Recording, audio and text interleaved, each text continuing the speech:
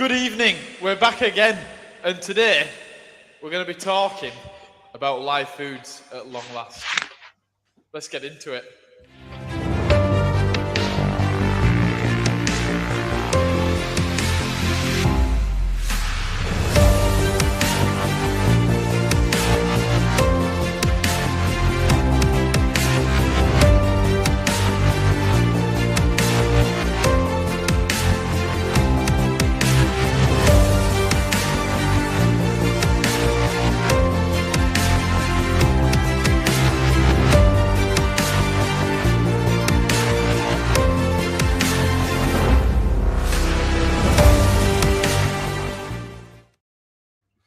I don't know which is worse out of our intros. That was like trophy of species of cola with bogwood and Nigeria.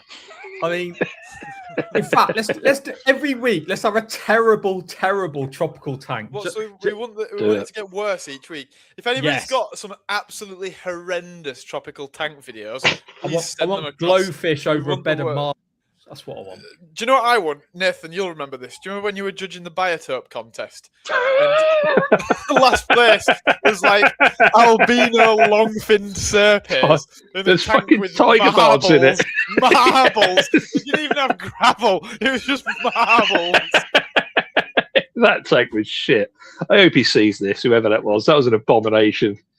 You shouldn't be allowed near fish tanks when you do stuff like that. There's plastic plants as well, wasn't it? There was like a pink, spiky plastic plant. Please try and find it. Please try and find it. It's got to be somewhere. It was. You know, the crazy thing is, if you worked in a shop and somebody brought this in and said, "Oh, look, this is my tank," you would laugh. You'd laugh in the face. You would laugh in the face. No, I'd have to be polite. I'd be like, "Oh, that's lovely. I can see what you've done there. I hope you die."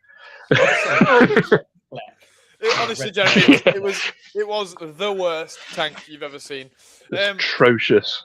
Hello, Chris Green. Chris Green's wished a good evening to all you fine people, and then Bob wished a good evening to Nathan as well. Lovely. Tom Logan, hello. Good evening. He's given us one of them. Too Tall, Too Paul is back again. Hey, Paul. Yes. Nathan's It's my bro. It's my homie. We've got Alan, who's multitasking at his allotment, so mainly listening. Oh, also smelling. The sun is out, and I'm just in the garden the whole time. I love it. I definitely like the sunshine, and I love you know how podcasts. Well, these live streams are sort of 2D. Like we've got sound and we've got vision. Mm-hmm. Could we introduce smell somehow? We could send out a scratch and sniff. Smell-o-vision. Yeah. Wonka vision. Yeah, how could we do? Yeah, that'd be good, wouldn't it? Why? What do you want us to smell? No, I don't. haven't thought about that yet. Well, he wants us to smell his goonch. My pond smells of like love juices because my goldfish have been spawning, so it's got that horrible mucus smell. When you walk past it. Do you know what I smelt this week? For the first time this year, petrichor. Oh yeah, lovely. Do you know what petrichor is, Jeremy? It's one of my favourite things. Petrichor. Hold on, let me just make a little banner for you so that we know how to spell it because we're a bit like Dora the Explorer. Petrichor. Well done. Petrichor. Everybody now. Petrichor. Why have I never heard of that or even seen that word before? Does anybody in the comments know what petrichor is? Oh, there we go. Oh, no. Anybody in the comments know what petrichor is? If you've never smelled petrichor. Everybody smelled petrichor, right? Everybody smelled petrichor. No. We've become like Sesame Street at this point, haven't we? P is for petrichor. I mean, a big P on the screen. We do need that. It's shocking. Q is for, I don't know. What's Q for? Quetzalcoatlus. Quebec. Yeah. Yes. There we go. Bob Main's got it. The smell of soil after a drought when it rains. So when we've had a dry period and then it rains and you know that earthy smell and you go outside and you go... Is that a thing? That's petrichor. I love that smell. Petrichor. Everybody's it's such a good smell. And I smell it for the first time this week just gone. Oh. I went outside and stood in the garden like a mentalist going... Well, here you go, right? When astronauts have left Earth, if they're up there for a long time, not the last lot, they weren't up there very long, but when they're on the space station, they come back. Earth smells of that. That's what they say. Really? They get out the capsule and it smells incredibly dusty and organic and earthy, like damp soil. The planet Earth smells of Earth. It smells of Stinky. dirt. You know what I mean? I mean, what's the odds on that? What's the odds on a planet smelling like it's named? Well, I suppose that's why it's named. It's a bad name, though, isn't it? Because like 2/3 of it's water. It should just be called. Should be called Droplet. It's mostly water. Planet Droplet. Should be called Paludaria. Planet Moisture. Planet Wet. That'll work. Hello, whoops. That'd be a really good name for a fish shop. Planet Wet. So the only smell I've smelt recently is the old hydrogen sulfide from digging out the bottom of ponds and like lifting up lilies, and you get all that lovely anaerobic stench come up, and it just smells like anuses and rotting eggs. Nate, I've been, as you know, I've been digging out old ponds for people, and when I hit like a 25-year-old pond and it's like a foot deep in sludge, that stuff not only stains my hands black, you can't wash it off. It doesn't go. Yeah. I mean, how powerful is that bacteria? You can't wash it off. Amazing. Have you reached the point where it actually tingles in the night as well? Yes. When you've like had that much black and you're sleeping, you're like, have I got chili on my fingers or something? 'Cause it's actually getting into your pores. Yeah, there's something bad about that. I cleaned a filter out a few years ago and got some of that black juice in my eye, and I got pink. Yes, I got some in my eye the other day, and I was blinking like hell because I was like, I had to go to the optometrist and get drops for it. It was horrible. Oh Jesus! Sort of on point with what we're talking about this week. I think I mentioned a few weeks back. I got microworm in my eye.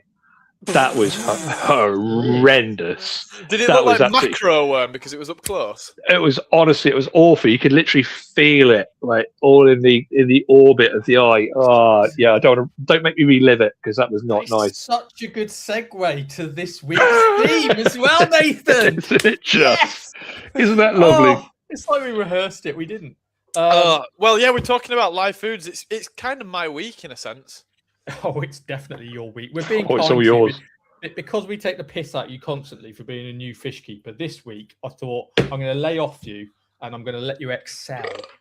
Sorry, I just burped. Like only you can. Yeah, I'm literally going to drop in a cardboard cutout of myself and I'm off to the pub. So it's all yours, Max. Oh, great. What's your favourite? What is your favourite brand of cider out of interest? Is it Dickens? Maybe. Is yours Dickens, Jeremy? Right. What is it? Why is there a conspiracy? No one sells Magners anymore, right? It's the brewery or something. No one sells Magners, right?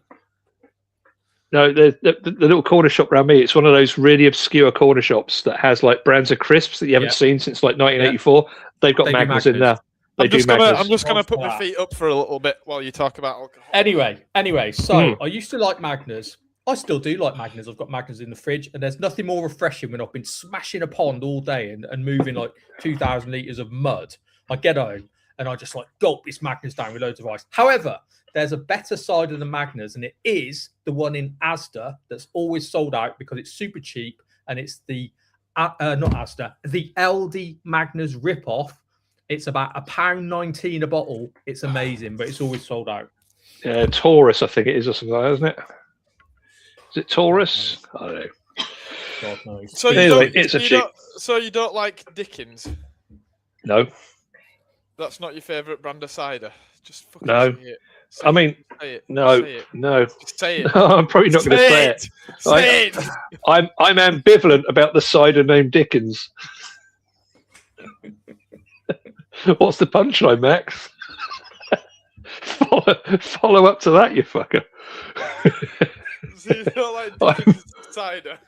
Rattler or Henry Westons? I drank some Henry Westons like 8% once, and it gave me a nosebleed. I had 4 bottles. It's horrendous, that stuff.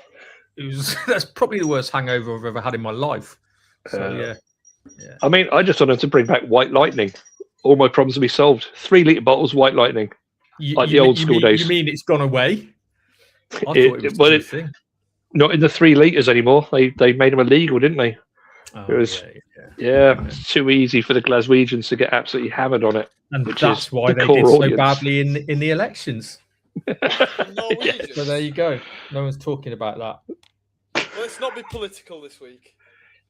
No, let's. Because everyone's raging, and frankly, I didn't vote for either. So I didn't vote. I did just in my own legitimate personal interest. But I'm loving watching the fight between the two polarized ends. And I'm like, well, I'm going to lend to you, and they call me that side. And I'm going to lend to you, and they call me that side. And I'm like, joke's on you. I'm in the middle. I didn't vote for either. Yeah, well, where you are, you've got like Lisa Nandy on one side, and you've got like that green woman plumber on another side, and the green giant. You've got reform. You got it all going on. You're like a microcosm. No. This chunk here, this is solid. If you have a look at the map, in that area, surely. No, this is solid yellow, solid Lib Dem. Really?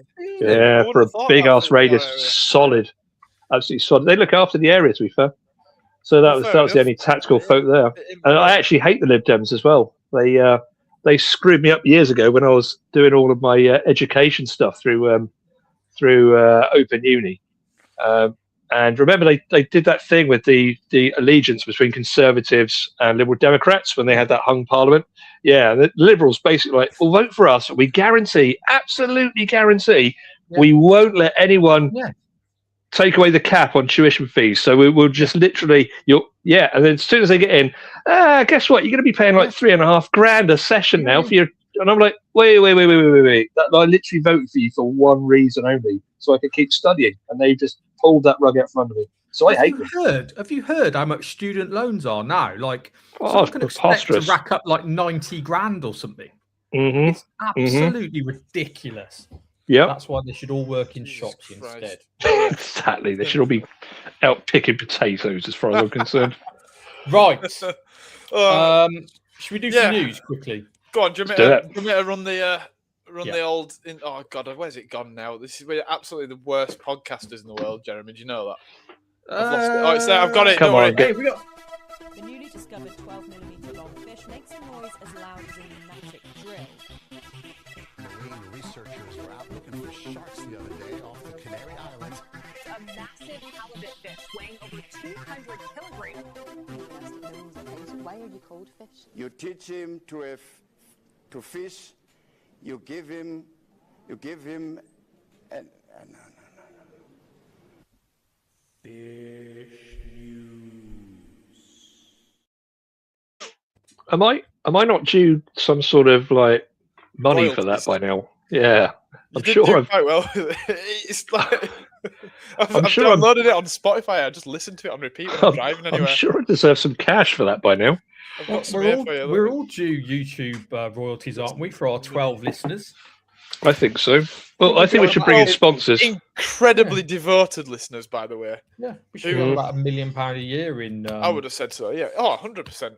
100%, without a shadow of a doubt. We need to upgrade adverts. That's what we need. Yeah, right, Nathan, have you seen that? What's this? That I can't. That's quite AI get... because nobody's given somebody. It is AI. It is AI. A 2.3 million fraud lawsuit. Who is that? Hovanek? Yeah. How did I tell that from an AI? That's Timothy Hovanek. But it's him. That's how you told it. So mate. this is the ammonia dude, right? Was this bacteria? PhD. Yeah, is this Mr. Botulism and E. coli and all your cultures? Is that Did you him? hear about that? I heard about that. I've told one person about it. Oh no, I've got my nose up the butts of the important. I can smell a story. This isn't about that. So, unbelievably, I woke up to this 2 days ago. So I've always been a bit of a fan of this guy. Obviously, back in the day, PhD, his paper was on nitrifying bacteria in freshwater aquariums. And he is the guy, if people don't know, who shook up the world of bottled beneficial bacteria by disproving a lot of the ones on the market, while also proving that it wasn't Nitrosomonas and Nitrobacter. It was Nitrosomonas and Nitrospira. Spyro. Yep. And so Spyro, is it? So, Nitrospira, yeah. So he then effectively bottled it and produced Dr. Tim's Bottled one it as and in put only. it in a bottle or just failed Yep. and got scared? He didn't run off scared. And he's been a bit of a legend ever since, because at the end of the day, the guy has got a PhD in nitrifying bacteria in aquariums, which is pretty cool in my book. Anyway, this pops up 2 days ago. I thought, well, this is AI, because it is. And they're brave doing an AI thing of a lawsuit, but there you go. Dr. Tim is basically being sued by the American Cichlid Association, right, for $795,000, right? That's not They're 2.3 million. Listen, they're saying he stole up to $850,000 from the bank account. The American Cichlid Association had $850,000 in their bank. They made Dr. Tim treasurer, and Dr. Tim allegedly used it all for himself and his businesses, right? But told them it was there. And they looked and it wasn't there. There was 45,000 left. Reckon he spent it on hookers? I hope Who so. knows? Cocaine and blackjack. Well, anyway, right, in the state that they're suing him, the penal code says that if someone steals an amount of money, you can sue them for 3 times that amount of money. Really? So the American Cichlid Association is going after Dr. Tim for $2.3 million. Right? What are They gonna want their spend money it on? back and What then the some, hell? right? Dr. Tim Oh my has god! a Hold community. on, Jeremy. This might be a perfect opportunity for us to get big across the pond. If they've got money, we could. Get Well, they them to haven't. pay- That's the problem. Well, We've no, got to but when follow they this get it- lawsuit, but Right. Okay. All right. Okay. So we absolutely endorse this lawsuit. If they need anything from us, we help them. We push this. You know, we really push it. We get them to pay for us to go and do a presentation over there. We get holiday paid for. Perfect. Well, I was going to go for a $1 million a year sponsorship, but I'll Yeah, I'll that take a works as well. holiday. That works as well. So they made him treasurer, right? And I just want to say this about clubs, right? Every club I've ever known has fallouts about who is treasurer and people using their own personal bank accounts. It doesn't matter if that club's got 4 members, 400 or 4,000. It's always so where have the club funds gone? Oh, it's in my wife's bank account. She's looking after it for us. That's when it all kicks off. And this is off massively.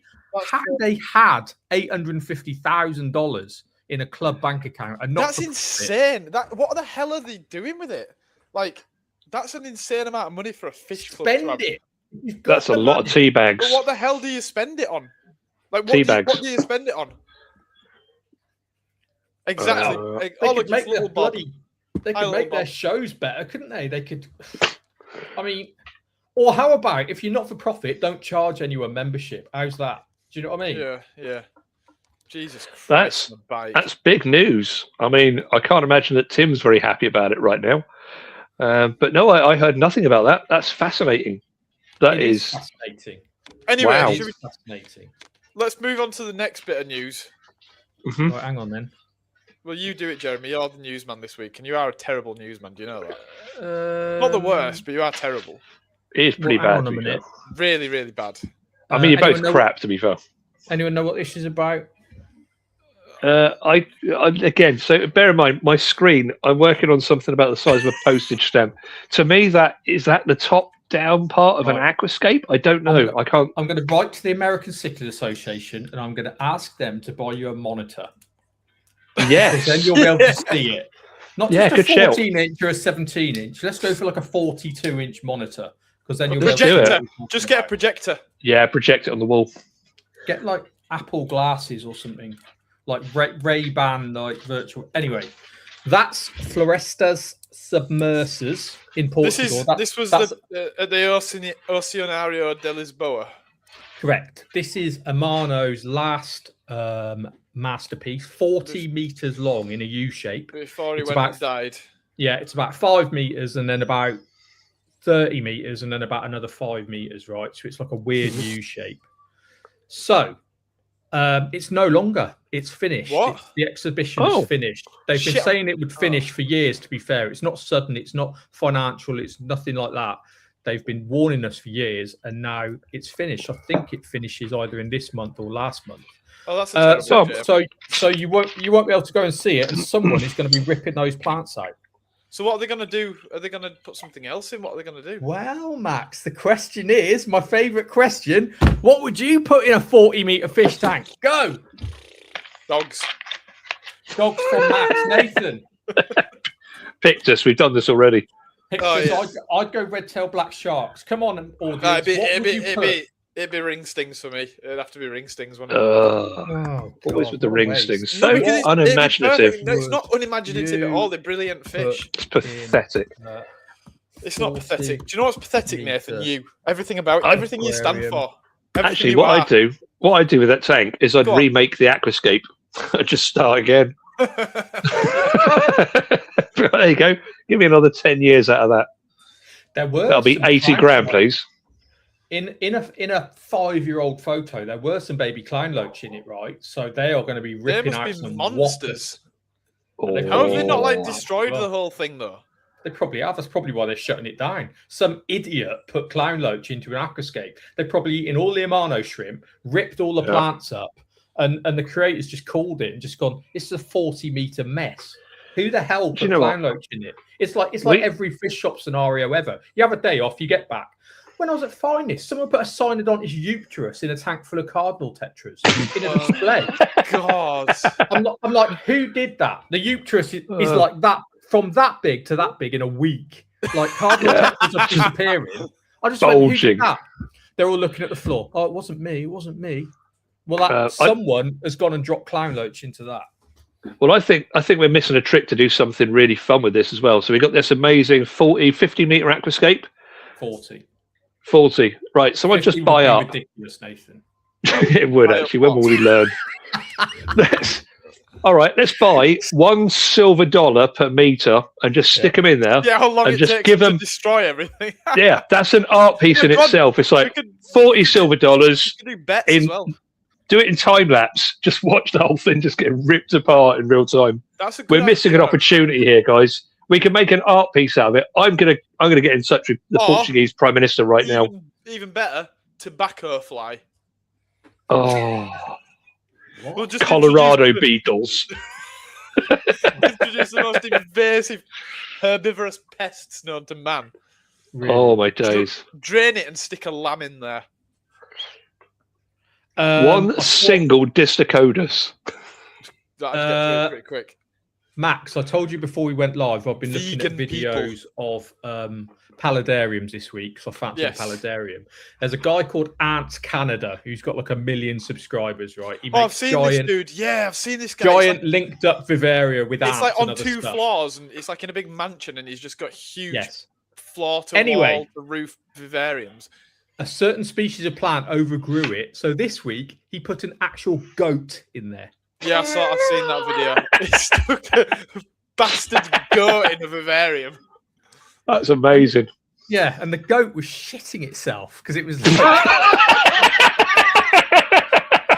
it was like the, Here you go, mate. It's like, what the fuck is it was this? like the goat in Jurassic Park being lowered into the T-Rex because it's glass and it's got lights and like bloody rain misters and shit. And this bloody goat's thinking, why is there a load of cameras? Why are there no other goats? Why are there lights on me? Why are the walls made of glass? Anyway, That's just expected to get yeah, eaten by a velociraptor at any moment. It's like- yeah, carried off by ants. Anyway, Oh he man, I reckons want to it's see it. sorted out the problem. So you putting a sheep into a Marno's tank isn't that far from. But I think that's probably subconsciously what I was thinking about when I said this. That's a good shout. He's building a mangrove. He has JW Aqua, yeah. He's building World them of up, yeah. Balloon Fish, Bob Meehan. Yeah, I like it. I like it. Oh my Blind days. cave loaches. Oh. You-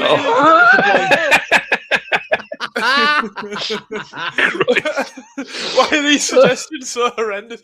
I've got one that's perfect. I've got a perfect suggestion. Go on. Is it Cetopsis?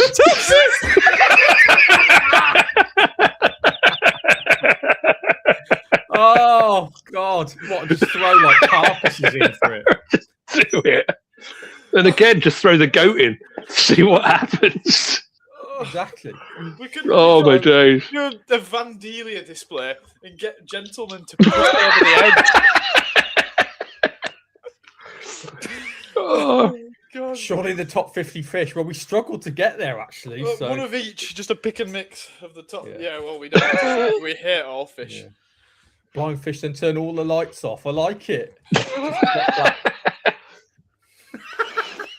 works for Blind me. cave display, lights off. Not even not even blind cavefish. Just pull the eyes off normal fish and turn the lights off. No one can tell. Yeah. One paradise fish just pacing up and down a 40-meter tank. Ripping eyes out of To be fair, if you put two domestic blue paradise fish in there, they'd still find the same corner and beat the shit out of each other. Not wrong, mate. Still be cornered. It'd just be a bloodbath. You'd get that one species of fish that will pace up and down in like the vertical bit. It's in like a 40-meter tank and it's just pacing up and down one corner. This is when we learn that it's completely natural behaviour and we don't need to worry about it at all. Oh, Christ. Well, look, it's very sad that display has been taken down because it was an absolute piece of art. It was stunning. All jokes aside. I didn't go and see it. Did anyone see it? No. It's not- I didn't see it. I never saw it, unfortunately. Apparently, Which is a kind right, of a regret. and this is genuine, and we're not just talking people doing it for clicks. Some aquascapers like wept when they went there. Oh yeah, no, I've seen videos of them. Yeah, I've seen selfie videos of them crying. That's Pathetic. That's Throwing pathetic, water yeah. on their faces. There's a special place in hell for those sorts of Yeah. people. Emotional. dear. Right, Jeremy. Oh, What's the news with Zacco platypus? Which is It's one of not my. news. Is it? So why have you put a picture of it on then? Right, basically, there was no fish in the news this week. The fish in the news existed, but there wasn't any new species. There was some stuff about some studies. We don't want to go into that. So basically, on my feed this week, there is, I'm going to put it in the thing, a Facebook page called, shit, I've lost it.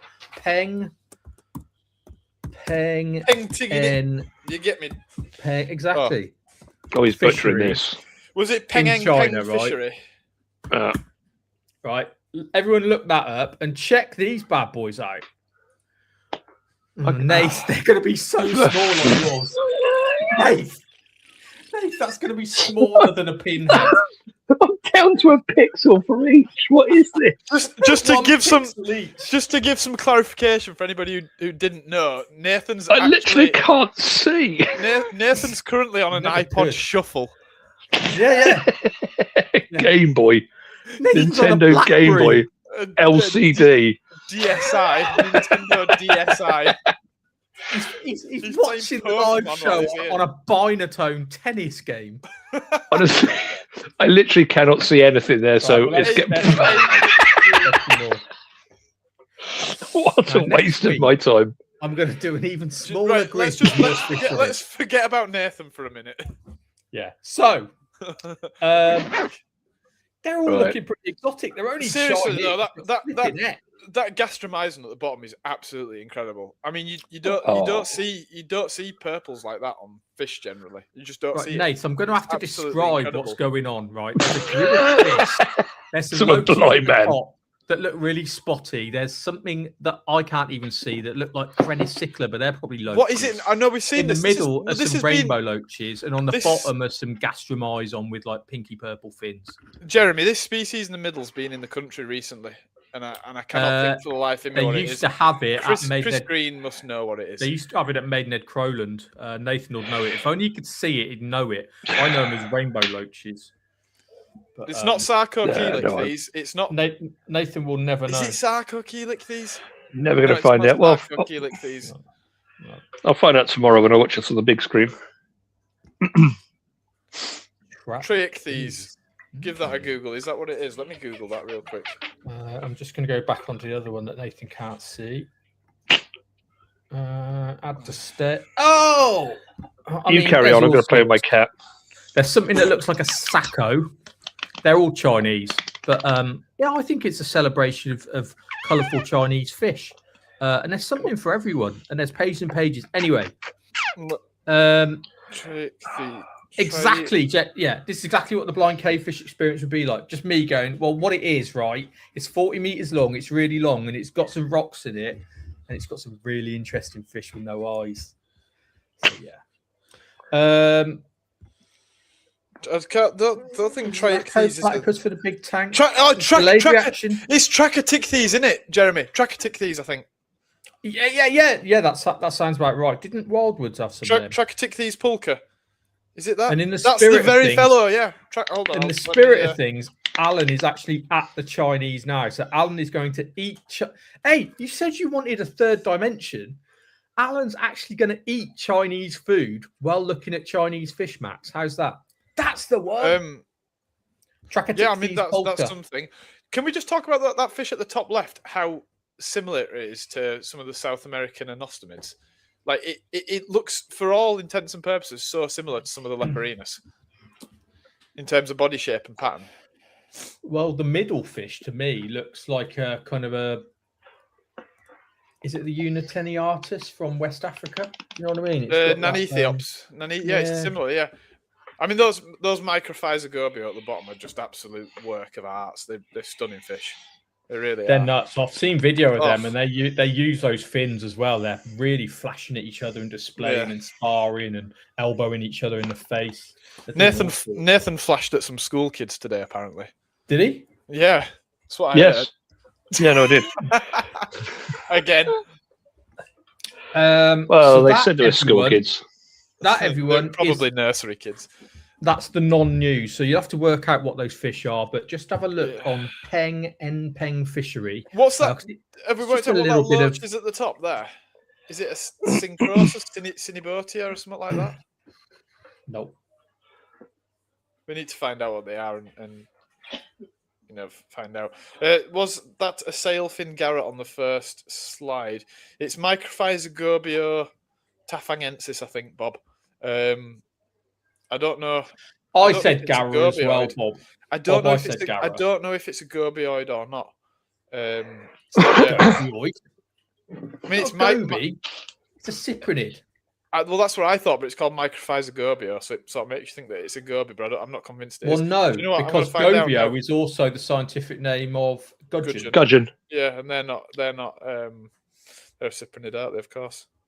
Or maybe we should use that word that we learned, which means disguise that. Well, it's a belonging to the family Gobionidae, the gudgeons. So is it cypriniforms? Is it an actual cyprinid, or is it cypriniform? Hold on a minute.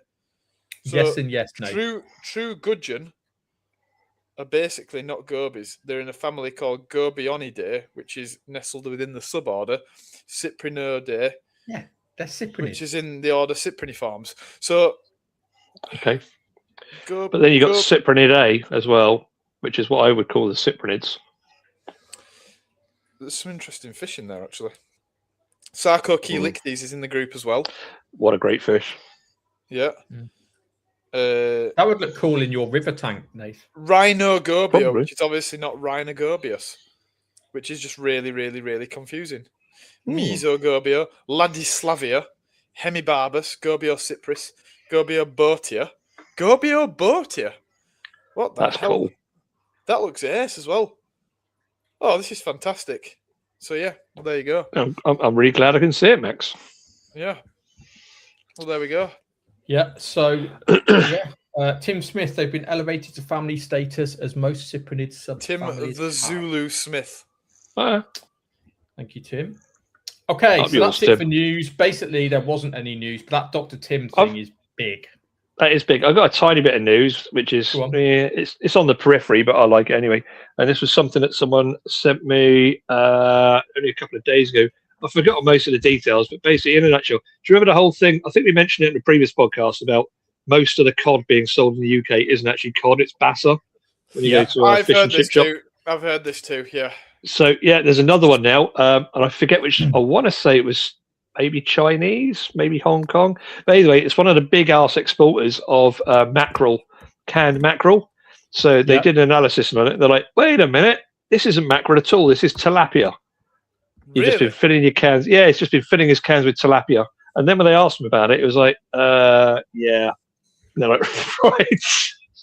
They're like, right, isn't that against the law? And it's like, also no. What country was it being canned in, Nath? I can't remember. I'd need to bring it up on, and I can't get rid of this and bring the thing up. I want to say it was China, you know, but it might have been Indonesia. It was that hemisphere. Let's put it that way. I'd kind of rather the tilapia get canned than the mackerel. Do you know what I mean? Same, yeah, Actually, same. yeah. I mean, kind of want to high five him. It's like ahead of the curve there. Pulling him out of Malaysian and Singaporean rivers, then absolutely. Yeah. I mean, probably it makes more sense to eat bassa than cod and haddock as well, given the. Oh yeah, massively. I just don't know what the taste is like, but if nobody can taste the difference, no, it's lovely. Bassa's lovely. It's all right. I've given it to my kids without them knowing. It was fine. Yeah, if you eat fish and chips on the Reg Max, you'd have had it without knowing it. It's the same texture, size, and pretty much the same lack of flavour that cod has. So you literally wouldn't know. I'll make you up someday. I'll do you a cod and I'll do you a bassa, and you can see if you can tell the difference. Yeah, I'm coming over to yours for tea then. Oh right, can you see that? Can you see that? Oh, that is the biggest sponge filter I've ever seen. I can just make it out, and I love that. I need hold on. Is this a Bob Meehan-sized man? And it's a correct. That's a mini PK sponge filter. It's just a tiny little man. A tiny. Hold on, how big would it? It'd be about this tall, wouldn't it? He's basically Action Man size. Right. Yeah. So I first saw this about 2 weeks ago, and I thought it was AI because everything is AI. No, this filter actually exists, right? It is the Aquarium Co-op giant sponge filter, right?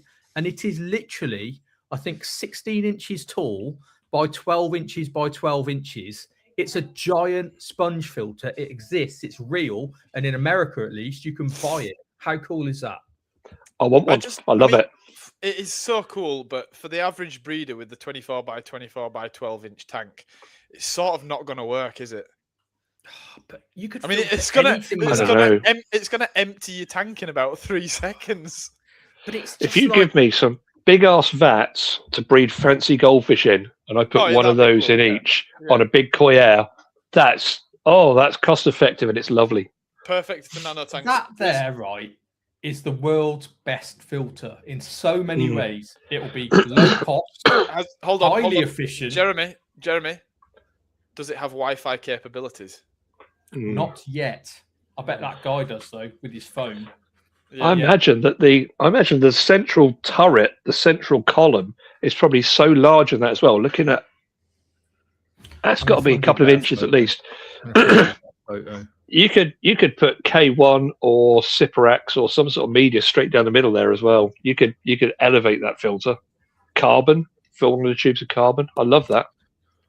I mean, you could literally, and I'll keep banging on about ponds. You could filter a pond with that, right? You could filter a really, really big tank with that. Mechanical, biological, tick, aeration. The flow you'd get through that, you could get a hell of a lot of flow. You need a serious pump running it. You need like some sort of what do you call it, compressor. What have I got? What are those big things that I have? Yeah. Not your testicles. Look, that's actual size. Yeah, I need that. That's on my Christmas wish list. Look at the size of that fucker. I love how they thought of it and they did it. That is how you Vortex come up with and source products. That is just what a wonder of a device. I mean, and what a cheap product to make. Big block of foam. That's going to literally save lives. I mean, that'll save shops. It'll save public aquariums. It'll save everyone. Everyone should have that. I love it. In the sponge. I know, but what a brilliant in a world when everything's Wi-Fi and everything's AI. That's not AI. It's not Wi-Fi. It's just a sponge filter. It's brilliant. It's absolutely brilliant. I mean, how much is it? Let's see if they're going to rip us or not. Let's have a guess. How much do we think it's going to be? 39.99. More, because I God, think a small lads. one, you're looking at like 10 quid for a small one. Forget then it. you've No, got they're like exchange rate. £5 for a little one. No. Right, Seriously, yeah. I sell these all day, every day. Oh, I don't care, Nathan. I don't care about anything you say, to be honest with you. $135. Right, I've removed it because I'm that horrified. That's just complete. If I'd have known, I wouldn't have featured it. $135. 199. $99. Right. Nah. That's You can get less an than FX6 $5 for that. to make. You can get It's like an less than FX6 for $5 that. to make that. It's a piece of sponge.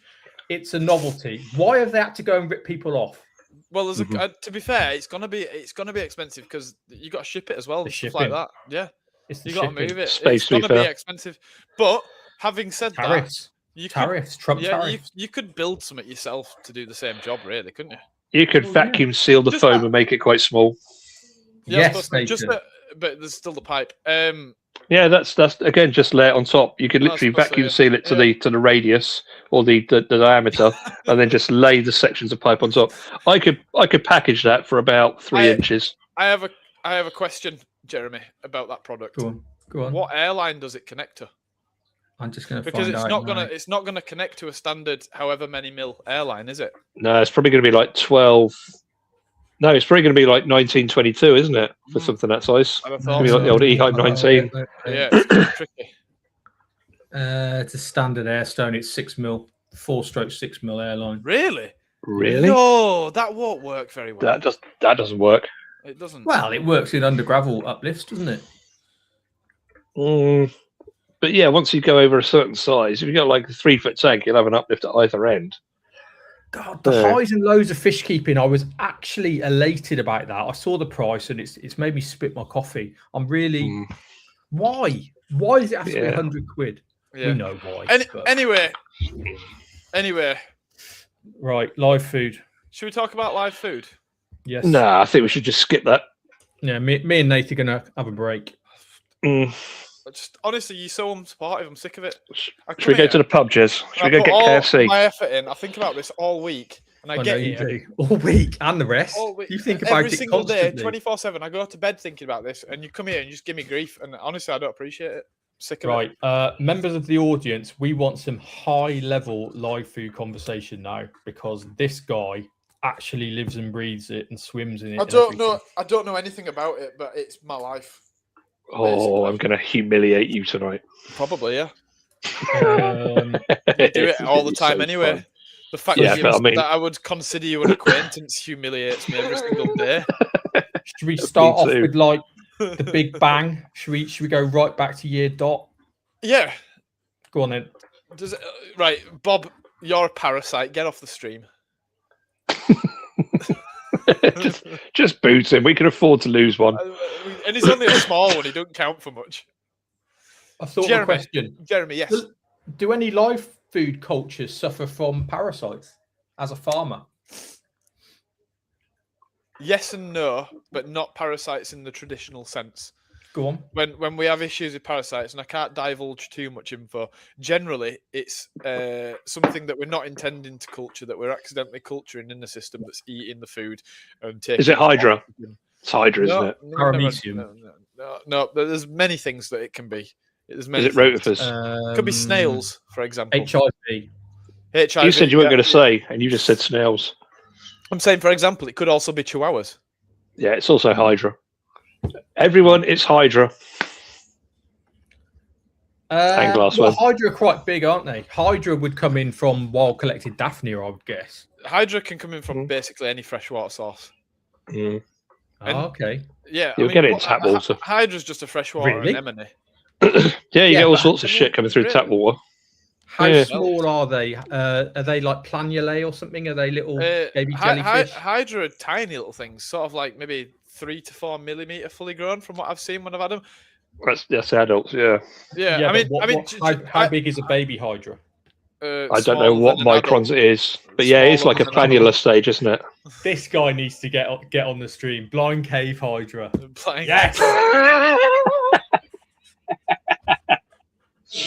Damn So, right. Fuck on. yeah, my last experience with Hydra was when I used to breed a pistogrammer because I'd feed so much microworm and baby brine shrimp.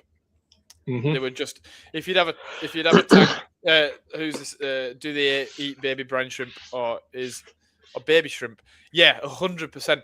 And yeah, they definitely do. I mean, they'll take fry. They'll take very very small fry with Yeah, Hydra. they're Mhm. freshwater anemones, aren't they? Never really had an issue with it with the pistogrammer. They wouldn't take a pistogrammer fry, but I think they'd take kerosene fry or cyprinid fry or something like that. But in tanks where I'd be feeding brine shrimp heavily, you'd see Hydra growing on the sides in hordes, and they were, you know, I mean, they for me it was starve them out to kill them. Stop feeding Well, baby brine shrimp. slight digression. Have you ever found anything that eats? Because I have. You ever found a fish that actually eats Hydra? Apparently, dwarf gouramis do. Lots of Close. gouramis, But, betters, paradise fish.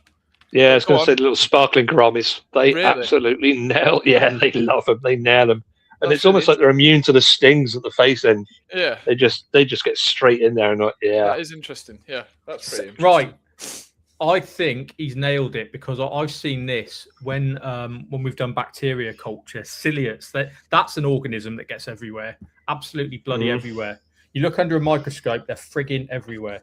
They're on blades of grass, they're on your eyelid, they're on everywhere. Yeah. I also imagine with a lot of nutrient knocking around, there's probably some diatoms on the go.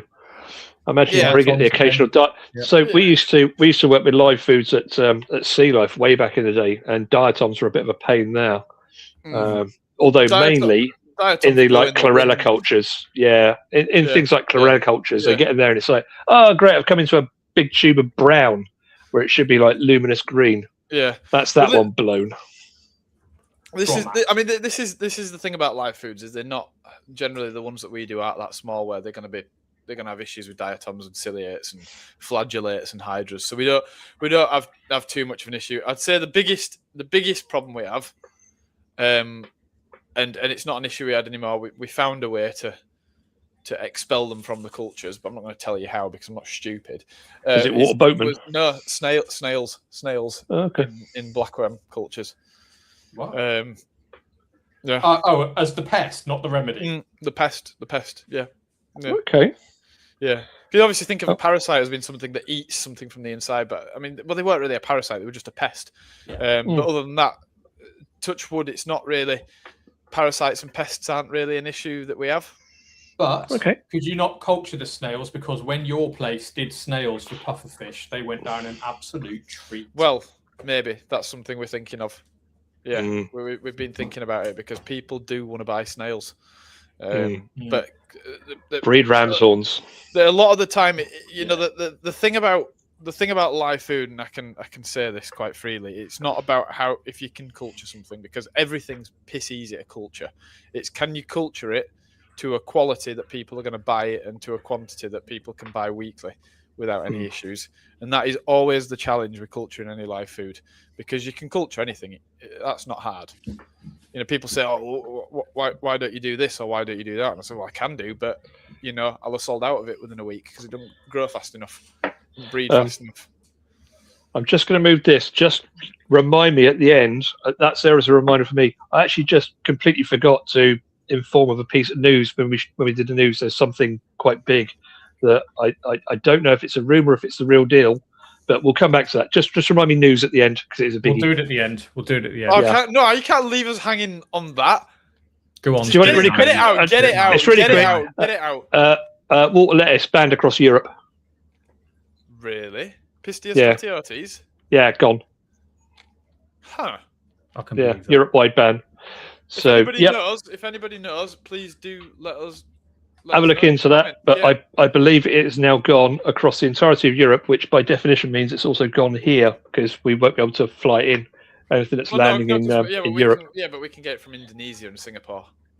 And not if they have to land and refuel in somewhere like Germany. If they have to touch down, they can't touch down with it. Yeah, but if we're getting... if it's just an overhead. Most of the Southeast Asian stuff comes through Qatar and Emirates and Singapore Airlines, and that stops generally in Dubai or Qatar, which is going to be an issue at the minute, which it can't at the moment. Yeah, so we'll just have to see, won't we? We'll just have to see. A couple of comments. Let's have a look what we've got here. Deneng0259, can you keep copypods in a pond without aeration? Well, yes, you can. It's quite a vague question because copypods encapsulates something like, this is off the top of my head because I can't remember, but there's literally thousands of species of copepods. Literally 12,000 or 20,000. Something insane amount of copepods. So copepods are split into 3 groups, right? You've got cyclopods, cyclopoids, harpacticoids, and canaloids. Freaking love that word. Right. Harpacticoids, lovely. Harpacticoids, yeah. According to AI, there's over 14,000 described species of pods. Let's also not forget that AI thinks Nathan's name is the fishy man. There's anything up to 20,000 more. Yeah. Imagine being a copepod taxonomist. You're set for life. It's insane. Honestly, right. So just to consider the gamut of copepods, okay, there's copepods living in the soil in the Amazon, in wet soil. There's also copepods that are parasites to whales. So when we talk about copepods, it is literally this range that the human mind cannot fathom. So when we've got a question like, can you keep copepods in a pond without aeration? The answer is absolutely yes, because there's probably a few hundred species that will survive in any given condition. So what's the one that goes on the Greenland shark's eye? Is that an isopod or a copepod? It's Gareth. It's Gareth. There's one that hangs on it. Every green shark has every Greenland shark has one of those parasites. That sounds like an isopod, and it also. I think it is an isopod. You look like the troll from The Hobbit when you did that. You know, the one that they've got with a chain and they run it into the wall and it knocks itself out. I know the one. Yeah. You look like That's me. Anyway. That was me. Oh, was it? That was me. It was. That was where you were for a few weeks. Didn't get paid for that. They literally just pointed a camera and said, run into that wall. And I was like, all right. Oh, Tim Smith, can you go and die, please? Isopod.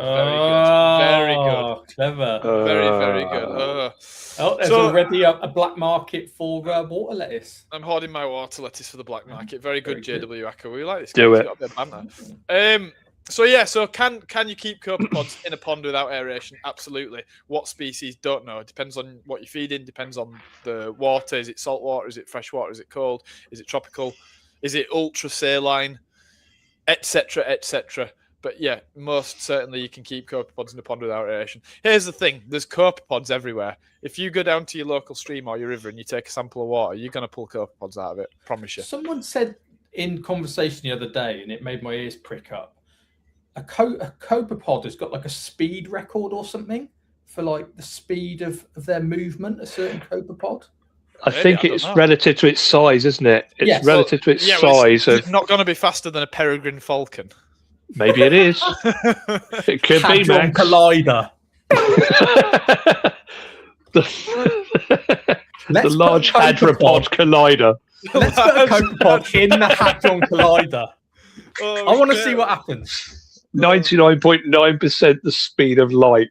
Yes. And then slam it into Tim Smith just to see what happens. What happened to Tim? Do you think he'd die? I think he'd vaporize on the spot. He'd just literally just be a cloud of gas and guts. Copepod juice. Copepod liquid. Either way, I'd pay to watch it. And after all that, Max, do you culture copepods? The answer's no. No, the answer's no. No. There's only 20,000 species of them. What do you expect me to do? Well, they can live anywhere. Can you do it, Max? No, well, hold on. They can live on a whale's eye. Hold on there, sir. Can you do them in Yorkshire, Max? No. Extrema thermophiles, Max. Can you do this? No, beyond me, mate. Literally, I know they can survive in outer space for 3,000 years, but no. Fuck if I can do them. Not a clue. The problem with copepods is they don't live in Yorkshire. Of all the 20,000 species, there's not one that's found to be successful in Yorkshire. They just can't hack it. We made a different stuff up here. No, I can very much culture copepods. The Fred Dibner this. Get the copepods out. Get them out. No, we've cultured copepods a few times, but it's that same thing. It's bringing it up to now. This is pod racing. Tim Smith, you're on form today, mate. Honestly, he's snorting. He's on cocaine. It's blatant at this point. He's just doing line off. He's mixing cocaine and Prozac and then just typing. That's all he's doing. Pod swimming 4 inches in 2 seconds. Is that very fast? That's high speed for its size. That's faster than a peregrine falcon. 2 inches per second. It probably is quite quick. Bear in mind how small that thing is. So that's live food, everyone. Right, moving on. Yeah, no. I've cultured a few species. They're all quite easy to culture, to be honest with you. It's just doing it in mass and quantity that's always the tricky thing. It's the same with any live food. But yes, did you put clown loaches in to deal with the snails? # top tip. Yes, Bob, obviously that's what we did. Good angle, to be fair. Pelagic and benthic forms, presumably that's copepods, Alan. Yes, there's lots of both. And there's some that are sort of a bit of a hybrid of the two, that are kind of somewhere in between. Bentheopelagic. Yes, Jeremy. Bentheopelagic, lovely. There used to be an urban myth that I wrote about and everyone else wrote about with wild collected tube effects and diseases. What can you tell us about that? Oh, that was my only question. You've just trumped me on it. Right, so I've been dealing with tube effects that we buy in from Europe. If he scratches his nose, Nath, he's lying. Go. For 5 years.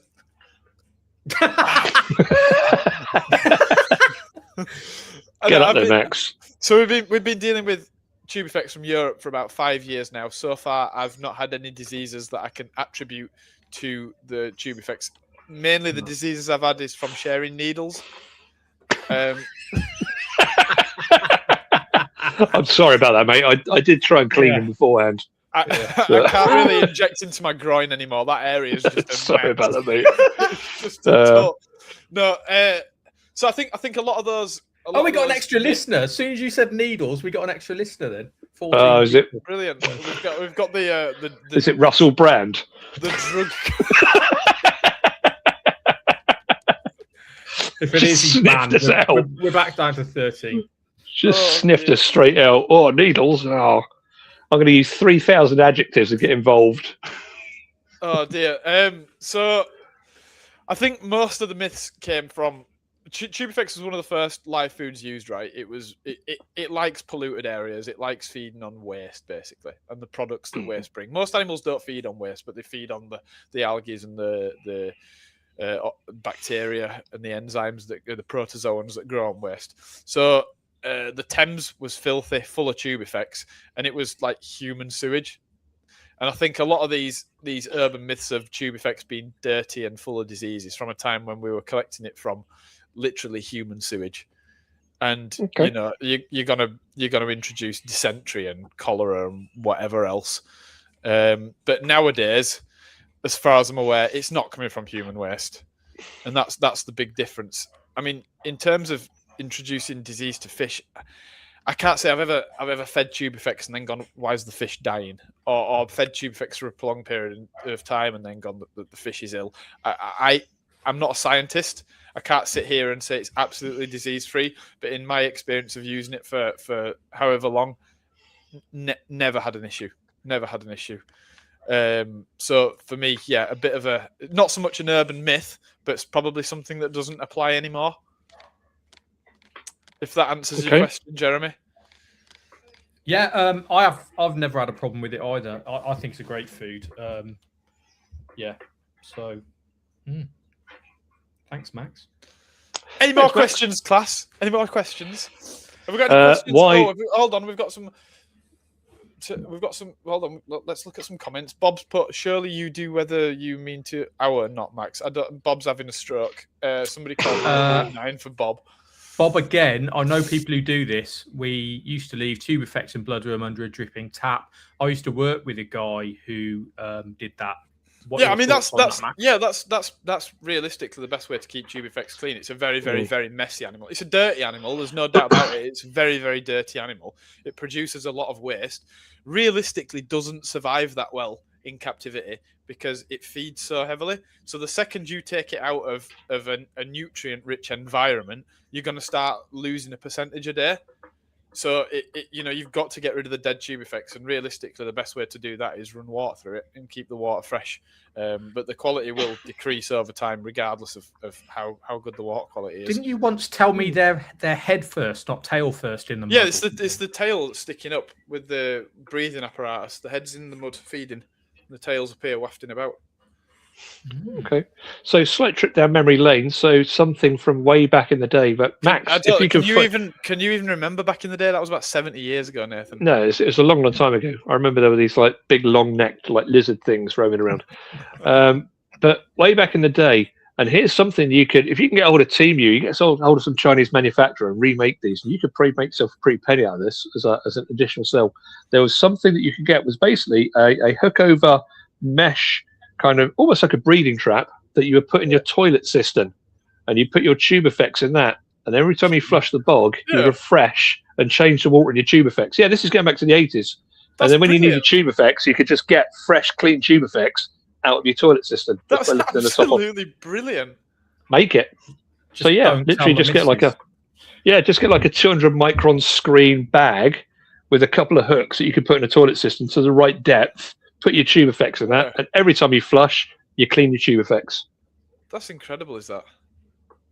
But then they just disappeared, like in about 86, 87. Is it not true? Hold on, this is a bit of a tangent. Is it not true that in Thailand the cisterns usually have a bettering? Yeah. To stop the champions as well. Yeah, retired champions. Really? Yeah, the winners go in the toilet cisterns. Yeah. That's brilliant. It's like their reward. I quite agree, Alan. I can't catch them with a turkey based. I'm not sure we've moved on from that, so I'm not sure what we're on about there.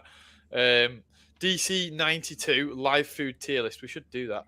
Alan's put the Daphnia life cycle is a miracle of evolution. Eggs hatch female, give birth to males without mating. When times get hard, males start to be born, mate with the females who then produce eggs. Absolutely, yeah. There's the two methods of reproduction. Honestly, Daphnia are absolute survivalist, multi-generational powerhouses. I mean, yeah, love them. Yeah. There's not much more to add to that, and we've spoken before at length. Well, not at length, but we've spoken before, Jeremy. We knew how to do shit in the 80s. Yeah, damn right we did. Daphnia are fascinating and beautiful. Glassworms close up. I'm a bit obsessed with glassworms. I'd actually keep an aquarium with just glassworms. They're really, really pretty. Big predatory fangs. I've actually got a question for you, Max. Yes. Why do you not culture cyclops? Ooh, good question. Something I've considered a few times actually. I've cultured them, just not on a commercial scale. Okay. Cyclops are cool little things. I really do like cyclops. I have a lot of time for cyclops. We get on well, and they're super resilient. They'll feed on anything as well. And again, I've got a feeling there are lots of different types of cyclops. Oh hell yeah! Cyclops is a genus within the group cyclopods, but then you've got the marine cyclops, apocyclops. Well, it's kind of a Uri hairline species. I think it can go into brackish water, but apocyclops. Now, cyclops are generally pelagic, so they're swimming about doing the thing, fairly non-specialized in general, but then there'll also be specialized species as well.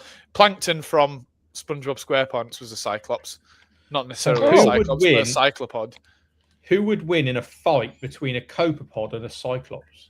Well, cyclops is a copepod. Oh. All right, that answered that then. Yeah, don't be stupid again. Try not to. You've been told. You've been absolutely told there. Yeah. So basically, what you're saying is you can't grow cyclops. That's what you're saying. We can do. But you don't because you can't. But we don't. But Nathan, even that's really popular. Well. Just so, even though I could sell tons of it all day, every day, but our viewers are going up. We're at 18. Keep talking, Max. How have we done? What are your feelings for banana worms? I've never ever used banana worms. I've not used banana worms either. That's bad, isn't it? I had some banana worms, and I completely screwed the culture. This is not. It's only going back like about a month. Got the culture through. An ex-banana worm user. What's a right. microworm? Something redivivus. Yeah, begins with a P, doesn't it? Today's letter is P. P for petrichor. Parallus, something like that. Pararubellus redivivus. No. Is that no? Paragrellus, I thought. Panagrellus. Panagrellus. Panagrellus redivivus. So is it banana? So close. Panagrellus. I think so. It's like basically like a giant sort of microworm. Big microworm, yeah. Yeah. But yeah, completely bollocks the right. culture. Okay, so microworms.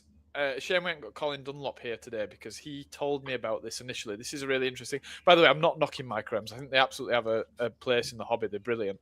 But Colin told me that feeding too much microworms to juvenile betta species can result in them having deformed or non-existent ventral fins.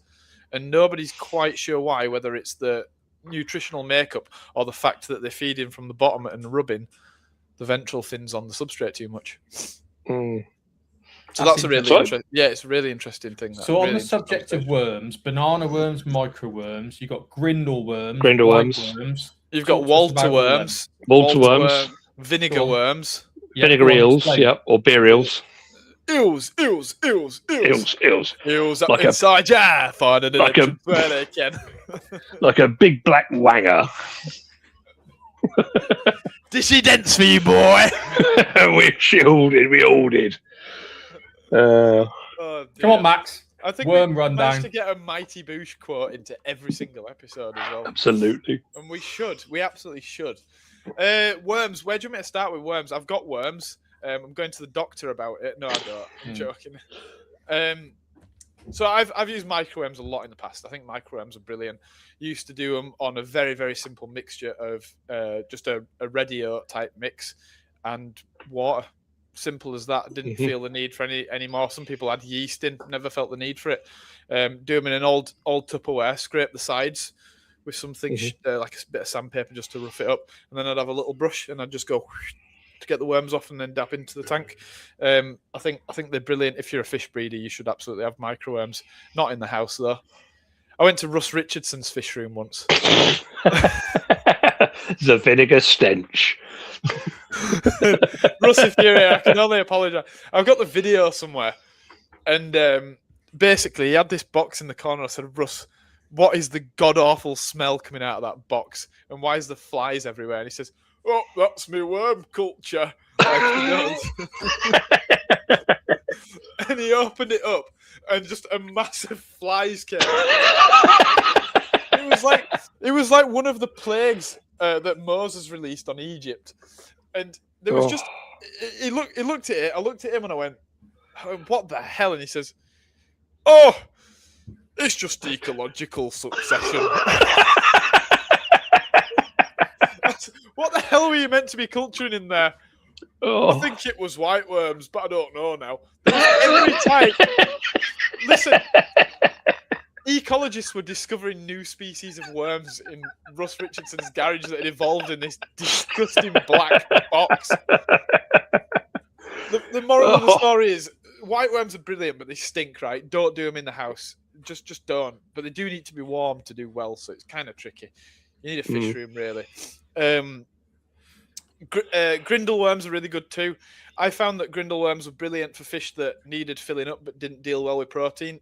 So, for example, for a while I was keeping and breeding Enigmatochromis lucanici, which is one of the pelvic chromis types from, I want to say Cameroon, or is it Guinea? Are they from Guinea or are they from Cameroon? If anybody could check that. No, lucanici. Lucanus. Very similar. Very, very similar to pelvic chromis rolofi. And I can't remember. They're either Cameroonian or Guinean, and I cannot remember for the goddamn life in me. I want to say Cameroonian, but they might be Guinean. Anyway, I found that fish was very, very, very sensitive to high protein foods. Things like tubifex, bloodworm, blackworm wouldn't go down well. They bloated up. They popped. They didn't do well. But white worms, you could feed them as much as you like, and they did absolutely fine on it. They loved it. They lapped it up and they'd spawn on it. So, grindle worms. So grindle worms, I used a lot of those for those slightly sensitive fish, especially West African fish that didn't like a lot of protein and fat, but they'd do really well. They'd condition well on it and they'd spawn on it. But they're very, very slow. The best, in my opinion, the best culture method for grindleworms. What am I on about? White worms, not grindleworms. But they're very similar, actually. White worms, I'm on about, sorry. The best culture method was one that Miranda taught me. And it was basically a piece of white bread, some yeast flakes, and some Greek yogurt. And you'd slap it on, and they'd go mad for it. Okay. But they don't like to be warm, don't white worms. Got to keep them cool, so they don't do too well over summer. They do well over winter, but not summer. This is why we're the best.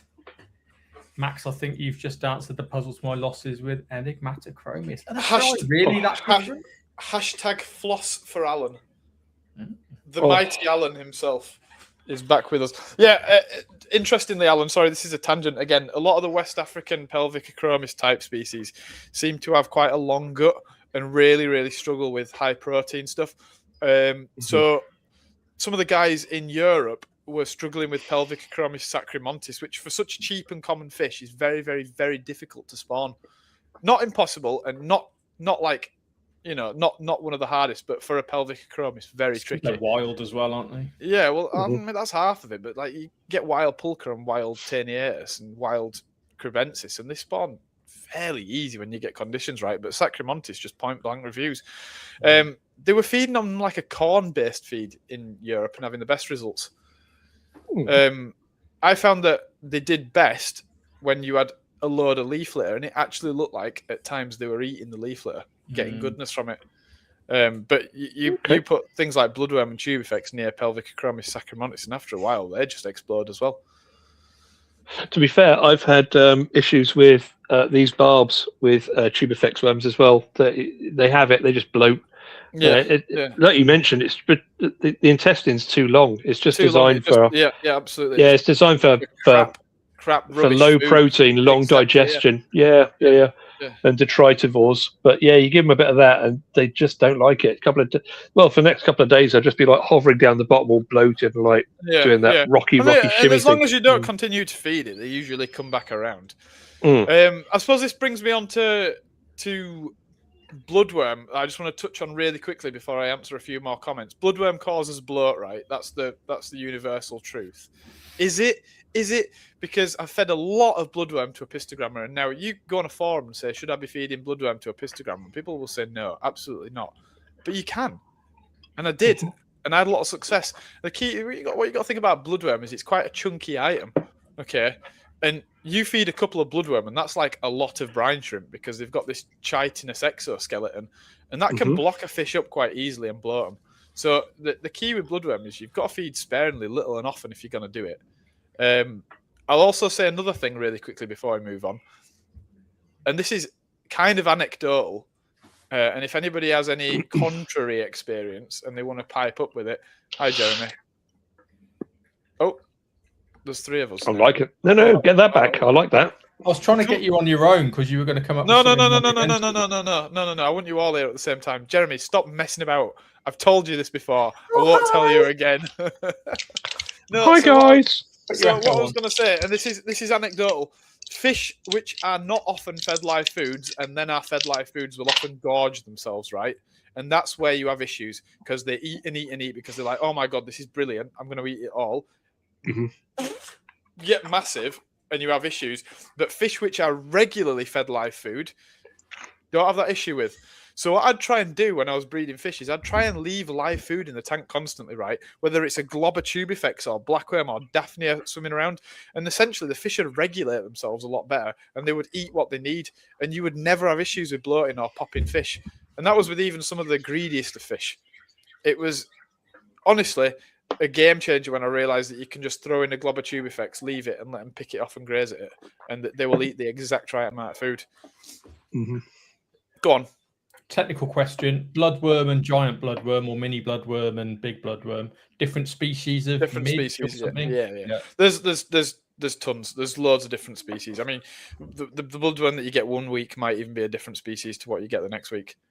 Oh wow! I mean, okay. I was watching a David Attenborough program about wildlife in the UK, and one of the facts he came up with absolutely blew my mind. It was about the amount of flies we've got in the UK. How many flies do you reckon we've got? How many 4. species? Yeah, can you name them? No. Blue bottle. Green bottle. Red bottle. Mauve bottle. Yellow bottle. Is that what blew your mind? On a There's serious, mo- no. On a serious note, I think it was 20,000 species of fly in the UK or something daft like that. Holy shit. So when you think about like, it might not be that many, but it was in the thousands, right? It I was think in there's the that many thousands. species of beetle as well. Beetles, there's like 300,000 Speaking of flies, species there's of one beetles there. or something. The point is, a lot of these flies are chironomids, which are these non-biting midges that a bloodworm are. Right. So there's a hell of a lot of them. Okay. Right, okay. Let's answer some more questions. My blackworm and scud pond feed off hardwoods with weekly scattering of fish foods. Very interesting, Denning. 7,000 according to the internet. 7,000. Okay, species well there you of go. fly. But that's a lot, right? That's more than 6,000, for example. It's more than Yeah. Or It was- 6,400. But less than 8,000. Interesting. Or 8. Or 27. 9. Bob, you're just being silly now. 34. Chris Green's put, I prefer blackworm to tube effects for feeding my fish, and as you should, blackworm's a much cleaner, higher protein product that survives better in aquariums. Jeremy, go on. I hate blackworm. I'm afraid. Yeah, no, of I it. knew you'd No. say something like this. I love tube effects. It's one of my favourite live foods of all time, right? Blackworm is new to me and it kicks. Everyone's like, oh, the fish prefer it because it like kicks back and it's more active. Horrible. Terrifying, in fact. It is. If you drop a globule of blackworm into a tank, it's like a firework. It explodes. It doesn't just sink. It goes like that. But fish do react to it for 100%. Blackworm and tube effects are not that closely related. Okay. So, tube effects are tubificids, so that's the whole group. Blackworms are basically little earthworms. They're lumbriculids. Blackophisids. Blackophisids, wormioids. But yeah, no, lumbriculids, so they're closer related to earthworms than they are to tube effects. Tube effects you cannot split and they regrow from parts. Blackworm you can. Okay. Also, blackworm are everywhere. I don't know this whole Californian thing. I think that's just where they first got popular. But lumbriculus it's everywhere. It's everywhere in so many freshwater environments. Alan has asked, does anyone have an allergy from bloodworm? Yeah, a lot of people do actually. They get red rashes where they touched it. I don't. Luckily, that's surprisingly common, though, isn't it? It's meant to be something like 5% or 10% of the population. Yeah, it's ludicrously high, the amount of people that react. We make a big point of it in the store of like pointing out, like, if you've got latex gloves, do this. Don't let it touch you. Don't let it touch your kids. It's not good stuff. We have to try and do it in a tactful way so they keep buying it. We had a member of staff like that. Mm. Don't let him touch your kids. I knew that would come in as well. Yeah. It were me. It were me. It was. That's very incriminating. No, I've never no, touched it was. kids. It was. How did you know? Have you seen that the Bournemouth footballer this week that's been suspended from Bournemouth FC for messaging underage girls and saying he likes small girls? 20-year-old Bournemouth footballer. Why would you do that? You've got the world at your feet and you're messaging kids. Honestly, I mean, for us, it's different. We don't have the world at our feet. We're allowed to go and message. Not much to lose. I mean, I've been messaging on the whole time, so he won't respond back. But yeah, because he's not verbal. That's the problem. But still fancy my chances. Is he blind as well? Yeah, absolutely no sensory apparatus whatsoever. Just locked in. Before we get into trouble. We're not nonces. Jeremy, you might be, I don't know, but me and Nathan definitely aren't. No. I'm joking. No, we're not. We're definitely all not. He can feel is pain. Oh, yeah. The Lair 9392. Max, can you deliver 3 Daphnia to Kent once a week on a unicycle? Is that 3 unicycles? Each Daphnia gets its own unicycle, or do I have to do the delivery on a unicycle? I'm not sure. But yeah, I'll do it. I'll do anything for money. I'll do it. Yeah, I'll do it for cash. I can claim the mileage back. Good point. Yeah. Write it off as a tax loss. Yeah. Chris Green has said, I've seen a few Daphnia pics with them infested with rotifers. That's really interesting, actually. What's a rotifer? Are you going to laugh at me and tell me a rotifer's a copepod, Max? No, a rotifer's not a copepod. Thank God for that. What is a rotifer? Great question. So the common rotifer's Brachionis plicatilis, isn't it? And that's the I suppose the quintessential rotifer. But I don't actually know what a rotifer is. Nathan, you must know what a rotifer is. I can't remember. I know this because we used to You're culture the absolutely bastards, but useless. I You're can't useless. remember. We're going back like 30 years now, and my memory is I can't remember what I had for breakfast. It's shot at best. Rotifers Probably are meatballs. Meatballs. Definitely meatballs. I can visualize them. I can see what they look like because we used to have to pick out the young males. Tim We used to Smith try and knows. work up the ratio. Rotifers are rotifers. Yeah, fair enough. Right, moving on. There you go. Fine. That'll absolutely Easy. do me. Easy. Chris Green's put banana worms brilliant for Corey Fry. Absolutely. He's had no issue with banana worms, Walter worms, and microworms. Well, good for you, Chris. They had issues with you though, Chris. Yeah, absolutely. Nathan. So let's just not rule out as well the usage of microworms with bigger fish as well, because surprisingly big fish will. Everyone's like, oh, it's a fry food, but it's like no, whole gouramis will nail microworms. So they get stuck right in. I've got a thing for you here. So with the pistogrammer, one of my tricks, if I had issues spawning one, is just overload the tank with small foods, and somehow it would help to trigger them. I don't know if it was because the adults saw there was a surplus of small foods for the fry. I don't know if that's how it worked. But if I was having issues and nothing else would work, sometimes I'd just throw loads and loads of small foods in and they'd do well. But anything that filters through sand or has any sort of filter feeding ability at all, which is surprisingly a lot of fish, will do well on things like microworm and baby brown shrimp. So Corydoras will do well on them, even adults. Yeah. Anything like Microgeophagus, Dicrossus.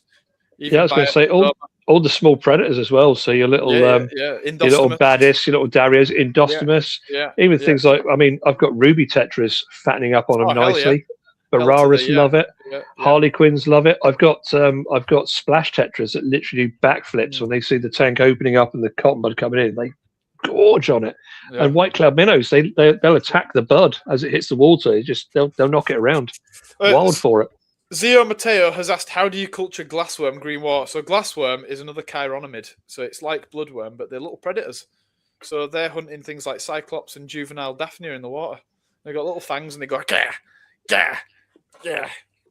And they hunt like that, yeah. So culturing glassworm is probably pretty tricky, but what you'll find is it's everywhere where there's daphnia, you'll probably find glassworm hunting them. But obviously they're only available at certain times of year because during the summer they fly off. Nathan? Are daphnia raised or harvested? Harvested, mostly. Okay. Mostly. Cool. Tim Smith. Some people chuck dry fish foods in for an alleged nutrient boost. No idea. I don't know what he's talking about. Let's move on. Gut loading. Gut loading. All right. Okay. Gut loading. Can you gut load live foods? Yeah, of Which course. can you gut load? Anything in theory, as long as you know what they're feeding on. I can't give you too much information because then I'd be telling you what we were feeding our live foods. Can you gut load Daphnia? You could do, yeah. Can you gut load Artemia? Yes. You can gut load Artemia. We used to have, I can't remember the name of the chemical, but it absolutely stank. It was just like mayonnaise. It was just this mayonnaise-y substance that absolutely reeked. We don't want to know what you would do. What? Oh, God. Well, I jizzed in it anyway, but. Jeremy. I saw a thing on a public aquarium in America, and there was a woman whose job it was to culture Artemia for the displays, and she used bleach. She would sterilize everything with bleach, or like filter through bleach or something. No, that's for decapsulation. So you can you use bleach to decapsulate the Artemia, and then you've got basically a mix of what is like concentrated dechlorinator, sodium thiosulfate.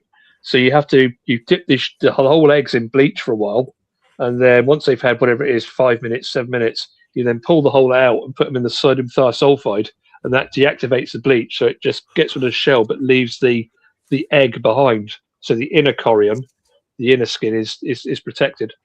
And then you've got decapsulated Artemia. So that was the decapsulation process, was bleach and then sodium thiosulfate. Because we used to have to do that as well. It was a pain. Well, it was also temperature dependent as well, as I recall. So we had like these chef's thermometers just like jammed in everything. It was literally like a photo studio with thermometers everywhere. And just this is going way back. So it was all the old classic like alarm clocks. So suddenly something would ring and you'd have to like like in a McDonald's. Yeah. I don't know if you remember, Nathan, when I went to the Marine Biological Association down in Plymouth, that thing that's like 200 years old, and John Rundle worked there at the time, and they harvested natural seawater from the hoe underneath, and they used bleach to like kill off everything in the natural seawater, and then they dechlorinate it, and then they'd go, now we've got sterile natural seawater, crack on. Yeah. Well, that's it. The dechlorinator is a bleach deactivator. Well, chlorine is bleach. Ultimately, it's a form of bleach. So so you just bleach anything and then just throw in a load of sodium thiosulfate. It just completely does away with the bleach. Oh, technical question. Max is going to go all coy about this. They can be, yes. Moving on swiftly. I don't want to talk too much on that.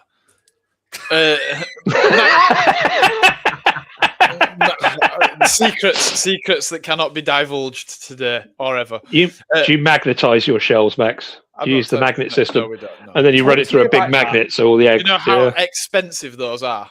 Those magnet? magnetized. Do you know about the magnetized eggs, Jeremy? Yeah, Dave Wolfenden wrote about it once. Yeah, well, so they were like basically thing. kind of like galvanized, I suppose. I guess that's the best way to explain it, but very, very lightly galvanized the brine shrimp eggs. So when they hatch, you'd put a magnet on. Anodized. All the hatched, anodized. Well, that's all galvanizing, isn't it? The shells that have been anodized, my hat's fallen off the mic. Would float up to the magnet, and then that would leave the nauplii behind, so you can just drain the water off, and you've just got pure nauplii, no crap, no chaff, and away you go. But it's very, very expensive. They're like 4 to 5 times the price of the eggs if they are magnetized eggs. And there's also the argument of, do they hatch as well? Probably not. So it's a bit of a... How do you separate them, or how would some separate him? And if you can't Max, refer it to Nathan. We ask politely. Please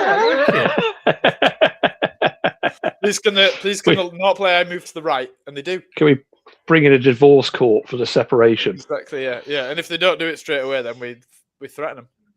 How important? So here's one for you.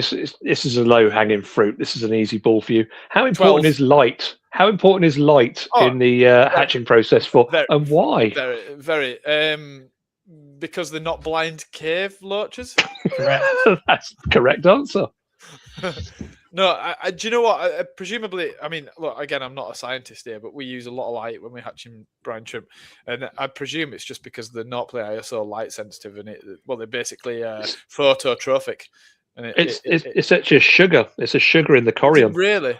Yeah, it's a sugar that's activated by light. It's like a starch. Well, so they won't do it when they're buried on the substrate. Only when they come up to the light. Yeah, that makes sense. The starch is reactivated by the light, and then the whole process starts. The diapause is ended. That's interesting. I like that, Nathan. Thank you. Very clever man. Sometimes, not always. They'll never do it in the dark because the trigger's not there. Long feed. Go on. Oh, I was just going to say, Alan's put long feeding baby angelfish with baby brine shrimp results in short gill covers, presumably lack of vitamin C or something. But yeah, but I mean, someone else noticed that as well, wasn't it? Who was the TMC clownfish breeder? Jeremy? Mark. Was it Mark something? Mark. He made comments about that, excess use of brine shrimp, baby brine, or Artemia napoli, causing short gill covers in the clowns. Variety. Jeremy, what was your question? I've forgotten. Well, you are honestly useless. Have you heard? Does salt matter? Right, in that, do you have to get brine shrimp salt? I've heard people using dishwasher salt. Well, see, here's the thing: brine shrimp, if the conditions are right, the salinity doesn't matter. They'll try and hatch. But whether it's successful or not is very different. So they start to hatch as soon as they've got light and they're warm and they're wet. But the problem is if your salinity is not right, they're going to hatch, and then as soon as water gets through the shell and the skin, it's just going to kill them. So they might not finish hatching. So it absolutely is important in the hatching of brine shrimp. I mean, if anybody's hatching, I would strongly recommend using the best thing. Really, is an aquarium salt. Anything with a tonic salt or no, like a marine salt. A marine salt's your best thing because you've got buffers in there to keep the pH up. And Yeah, well, that's got a lot of other elements in it as well. Yeah. I mean, it? you'd go for you wouldn't go for like the top of the range one for Acropora or something like that. Just go for a cheap aquarium salt that's for like a fish only system, and you can't go far wrong, to be honest with you. But anything with anti-caking agents going to cause issues. Is it ferronoside? PDV salts, whatever anti-caking agent. Yeah, Have you noticed that everyone uses PDV? And yet you're always taught don't use salts with anti-caking agent. And the most popular salt sold in bulk in the blue bags, especially for pond, says contains anti-caking agent. Mm-hmm. It's just wrong. But you also get salt with iodine as well, don't you? Mm. So potassium iodide in there, or iodine. Let's have a look. Any food should be fed in moderation. Too much of any can be a bad thing. Yeah, you're probably right, Chris. I mean, there's obviously some fish that are highly developed to deal with one food source, and those fish, it's probably not the case for. But for the vast majority of fish that we'd keep, I'd say that moderation and variety is important. Tim Smith, in raising adult brine shrimp, do you run hypersaline water? Moving on to the next question. How quickly, Max, does Artemia lose its nutritional value? Is there is it logarithmic? Does it suddenly drop off, or is it like a straight down? What do you mean? Is that after when you stop feeding it, or what? Yeah, so at the point of bagging up is what I'm interested in. So when they're in a bag, there's no longer a food source for them. How steep is the decline? I suppose that depends on how you're storing them and how quickly you use it. Honestly, Nathan, I have to say I don't know because I'm not a nutritionalist. I would be interested to know. It'd be really interesting to actually find out and see. Max, if you could recommend one live food for the average tropical aquarium, what would it be? My LFSs only seem to sell live brine shrimp or bloodworm. Well, the thing is this, right? Daphnia and bloodworm were the originals. Daphnia was a summer product. Bloodworm was a winter product. Okay, so Daphnia was very, very available in summer when the sun's shining and there's lots of nutrients in the ponds and the lakes.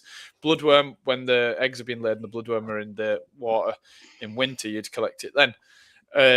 Brine shrimp was sort of that crossover. The whole idea with brine shrimp as an adult being sold is, well, hold on a minute, we can feed it all year round. There's never going to be a shortage because we can culture this in massive quantities quite easily.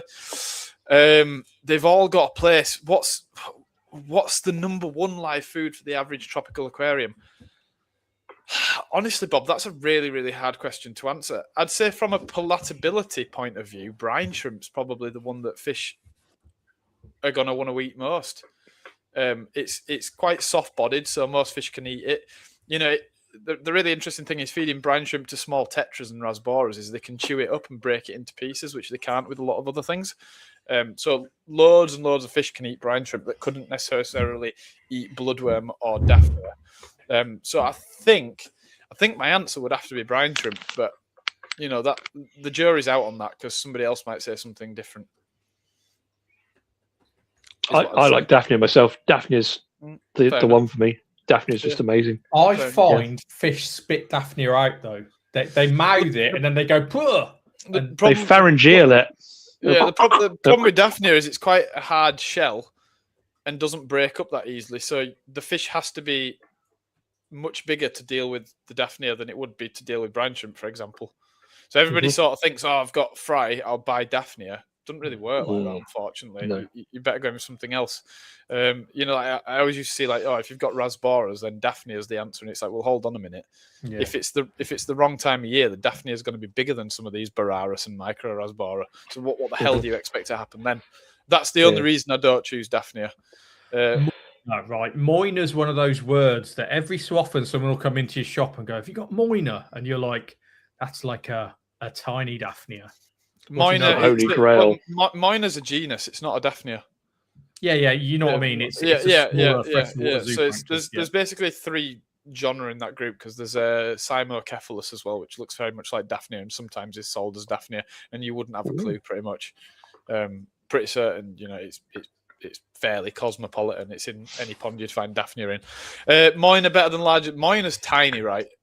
We've cultured that a bit, and to be honest with you, it was so small. I just thought, what why are we doing this? We couldn't really get it in the volumes. For small fish, definitely better. But nutritionally speaking, I think they're probably incredibly similar. I think there's very little difference between the two. And that's my answer on that one. Hi, Emma. I can hear Emma in the background. Say hi to Emma for me, Nathan. Hi, Emma, says Max. Hello. There we go. Was that a cat or was that Emma? That was Emma. It may have been a cat in chorus with her. But yeah, she's dear. back there. Where did we get to? I've lost the comments here. Somebody's Moina. Where do we get to? No, because You were telling us about Jeremy, what you you've got this culture. horrible habit of scrolling down to the bottom and clicking the most recent answer question. Oh, yeah. There's so many questions that have come through that Are we've there? just not even. Oh my god! Look, right. I think we got to here. Bloodworm versus blackworm. That's like comparing. What do you compare that's different? Is it apples and pears? No, that's stairs, isn't it? What do you No, you compare can- when it's not that similar? Oranges. Apples and oranges. Apples and oranges. That's it. Apples and stairs. Very, I suppose very so. different. Yeah, Not yeah. spoiler. Bloodworm versus blackworm, considerably different. I mean, personally, I'd go for blackworm over the two because we make more money on it. But but seriously, like, very, very different. If you're wanting to bulk up fish, or you're not trying to condition for breeding, then bloodworm's probably going to be your answer. But blackworm seems to be a superfood for breeding and getting tricky feeders going. So I think they both serve a different purpose, really. Yeah, I would say so. Moving on. Do the live foods need to be chewed to be digestible? Good question, Alan. I don't know. That's a really good question. I like that. If anybody, do either of you know? You'd have thought some of the case of Daphnia because it's kind of self-contained chitinous shell, isn't it? Daphnia So can pass through ducts, can't it? Isn't there a paper? on Yeah. that? They can literally go through the gut of some higher animals. So yeah, unless it's had the shell cracked, I can't imagine that everything can do a daff. Which is kind of why I feed it to goldfish as a bit of fibre to flush them out every now and then. Works wonders. Yeah. We asked that. Does anybody have an allergy from bloodworm? And then Alan also put, I get it terrible. It's like itchy hot aches. I don't know if he's talking about the bloodworm or something else. Mm. I know somebody that is allergic to blackworms. So that's really interesting. Oh, I suppose that's new. allergies are allergies. Nathan offering advice on not feeding bloodworm to kids. Agreed. My allergies developed over time. Wasn't sensitive before, but after a few years, I couldn't even feed bloodworm and do tank Wow. maintenance on the same day. Hell's bells, Tim. That's not good. That's really not good. That's kind of scary. Deneng But it asked is me, karma. Max, how many... Yeah, he's karma. Yeah, he's not a good person. He's a terrible person, so he deserves it. Max, how many cultures do you have now? A few. A number of. Max, show us your room. Go round No. there. Hell no. Yeah. Yeah, go in there. Hell no. Hell Come no. on. Give us a tour. Come No, on, Max. I'll give you Max. Tour of my bare ass if you carry on. Oh, no, you'd Do like that as well, but show us the room. What have you got to No, hide, Max? Have you got it's- kids in there? Yeah, tied up You've in the got corner. kids in there, haven't you?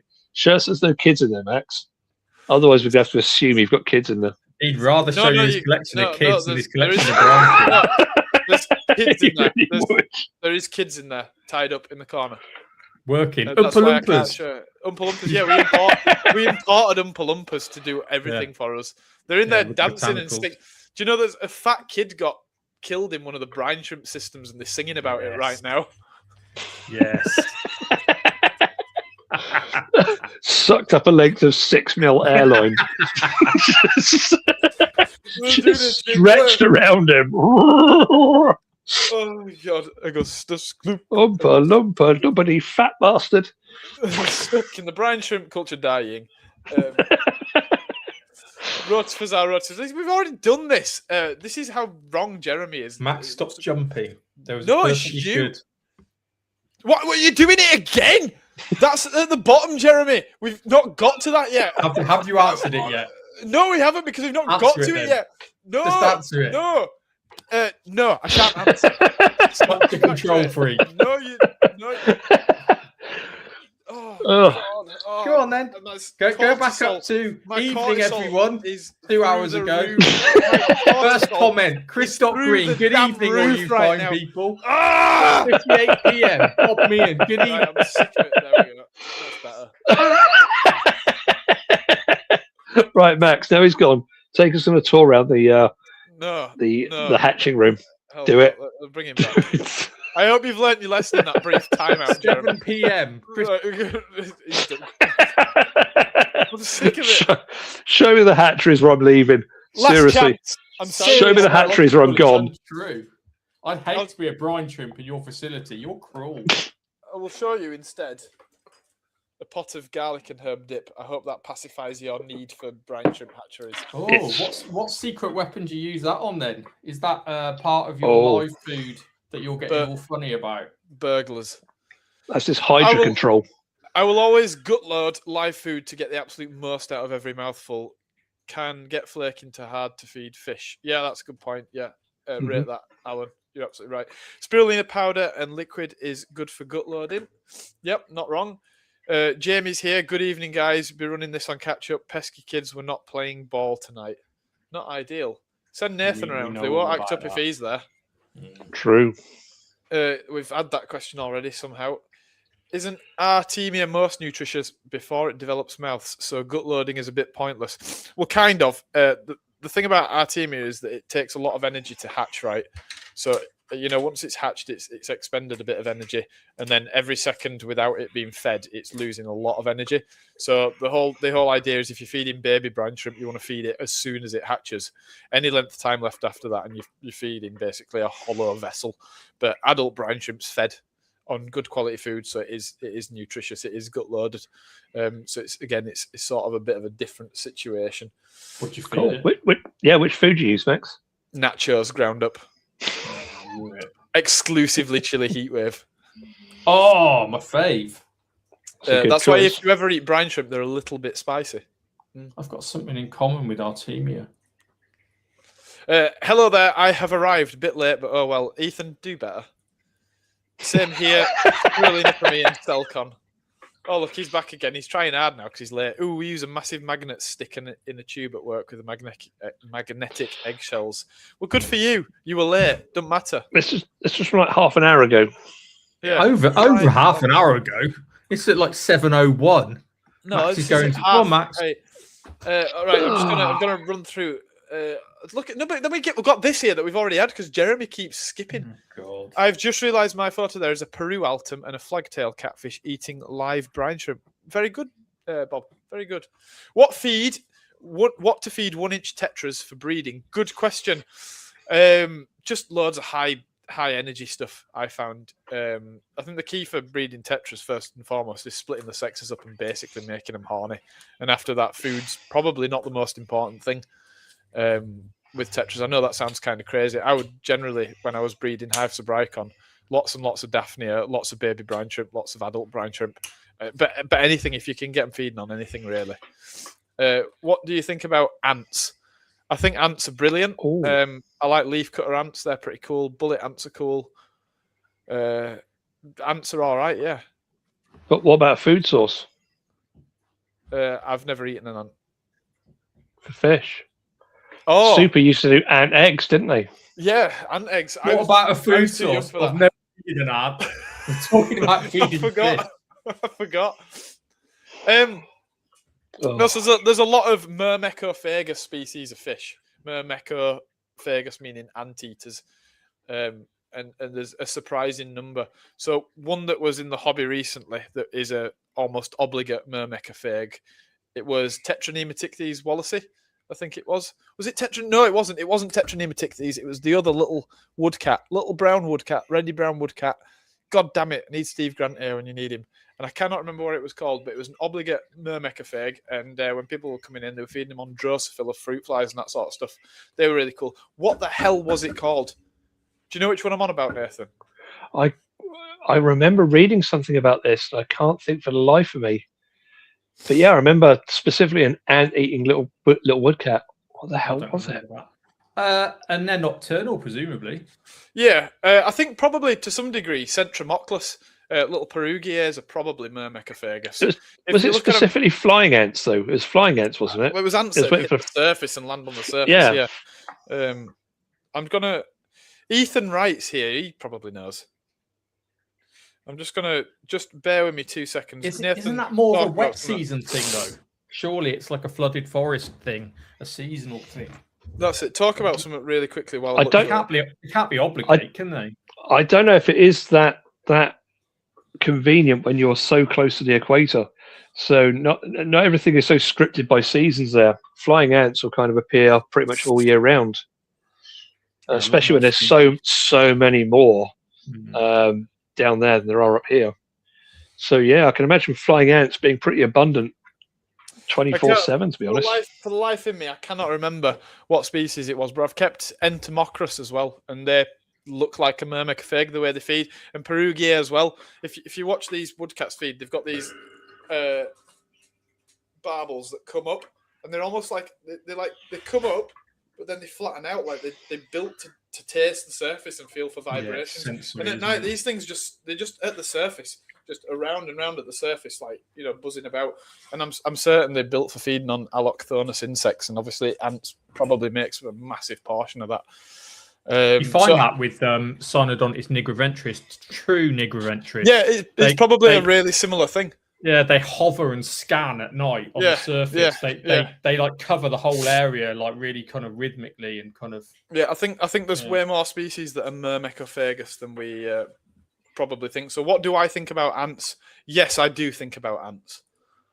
My Macrobrachium shows his true murderous nature with Daphnia. I mean, Macrobrachium are mentalists, aren't they? Some of those are hot. I mean, some of them feed on fish. They're tiger prawns, aren't they, effectively? If you buy tiger prawns... Big freshwater tiger prawn. They're actually a freshwater... Really? Tiger prawns, they're marketed.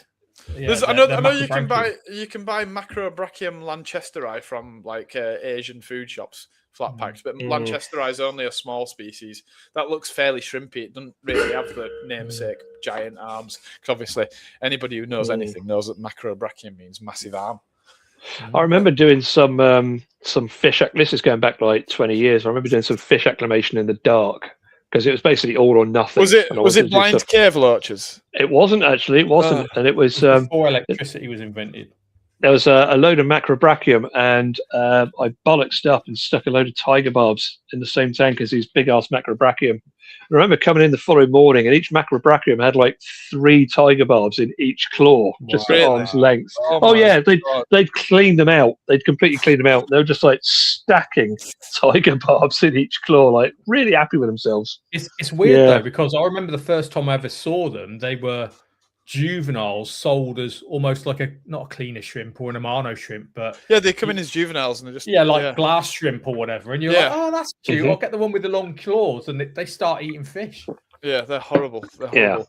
Actually, my grandma was killed by a Macrobrachium. It was bad. It was really probably sad, deserved actually. it. She did. She did. She was a terrorist. Don't mention ducks. Max and his Orisius are listening. Oh God, not the duck orgy. Max would have that 40-foot aquarium filled with live food. She'd turn it into a giant brine shrimp culture. Good shout. What are we actually learning today, apart from Max has all the secrets? It's true. It's true. I have all the secrets. Tonight, Max doesn't talk about live food because of his commercial interests. Max, do you actually like fish, or do you want to keep them to control your live food? But I don't know how you work that out, Bob. You're absolutely right. Chris Green, do you culture fruit flies, Max? Winged or wingless? We don't culture them. We buy them in. We do sell them. They're not overly popular. They should be more popular. They're brilliant foods. Nathan, I'm sure you've used plenty of fruit flies. Drosophila, wingless Drosophila, and then a couple of generations in, they get the wings back. They grow wings. So so it's all over. It's like we were talking about when they're brilliant for feeding to like tetras in open top tanks, and it just looks like the most natural thing when the tetras just swoop up and just do that thing, and it's almost like that side on subversion thing, because you get the ripple right, but the fish is already on its way back down. Do you know what I mean? You get that, and you see the move, and the fish is already gone. Cool. Like they instantly dart off. Ethan, right? Enteromius presumably meant Entomochorus. Yeah, he's put that lower down. Helogenes, that's exactly the one. Helogenes marmoratus. That's the little Myrmecophage. Tiny little brown woodcat. That's the kiddie. That's the very fellow. That is the It's when the kiddie. blind cave ants get washed out in the rain. Jesus Christ. JW Aqua is definitely a blind caveman. There's no doubt about it. This man does not have eyes. There we go. Murder prawn lives alone, and that's all the questions we've had. We've got 10 minutes left. Go on, Nathan. So let's just cover the last 10 minutes with like novelty live foods.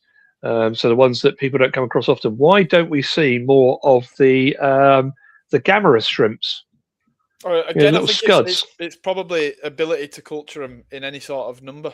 You know, Okay. these things are just hard to do at a commercial level. What you've got to remember is for something to be commercially viable, it has to have a quick life cycle, a quick turnaround, live at a decent density to make it worthwhile. Otherwise, it's going to be too expensive. And that's the fact of the matter. So things like Gammarus realistically are reserved for people who just want a tank at home and they're going to culture them and then maybe they can net some out once a month. But it's not going to be like a regular thing that you can feed all the time. Surely worth the occasional harvest, though. Yeah, 100%. If there's a way to harvest them. Yeah, if you've got, but obviously when we're doing it as a business, we have to be able to produce it week in, week out. Otherwise, it doesn't work. And if you can only get an occasional harvest, it's like, once a month we can offer 30 bags. There's not really any point, unfortunately. But Gammarus, yeah, I know a lot of people have tried Gammarus, and they sort of just go, well, they're a bit crunchy for fish. A lot of fish will actually turn their nose up at Gammarids and just mine love them. Not eat them. Oh, really? Okay. Everything I feed it to. Like, to be fair, I always accordingly put it to quite a big fish. But I love them. Yeah. Hold on a minute. Helogenes aren't even a woodcat. Ironically, they're a pissing cetopsis. Top 50. Top 50. Absolutely top 50. Yes. That's a top out. I would keep. Get Guppy out. Chopped earthworms. Yeah, chopped earthworms are good. We sell a lot of earthworms. We buy earthworms in again and we sell them. Very, very popular, especially with the axolotl crew. Or, go on, Nathan, how should it be pronounced? Ocelot. Look at me. Ocelot. I can pronounce Ocelot. I had a customer in this week, literally pronounced it right. I didn't get to serve him. Really? I was like, I want to be with that guy over there. He knows how to pronounce Ocelot. Right. But I think he was Latina in some way, so he might have been actually Spanish or Portuguese. But he knew it. Ocelot. Any more questions? Bollocks! I had one. River shrimp. We've not discussed river shrimp, have we? How have we not discussed? River shrimp are brilliant. They're a native species. Fantastic for predators.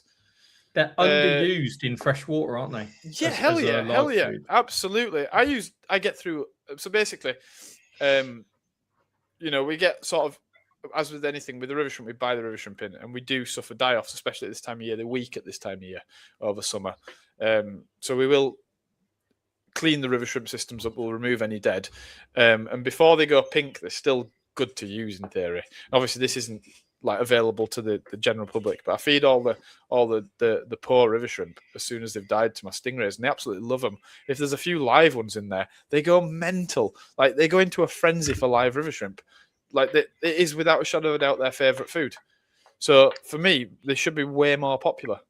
They should absolutely be way more popular. Should river shrimp for the predator. But they're like, well, I mean, if you've got an Oscar, feed river shrimp. Oh, it's fun. Yeah. Don't feed it a goldfish. Do you know what I mean? Exactly. Yeah.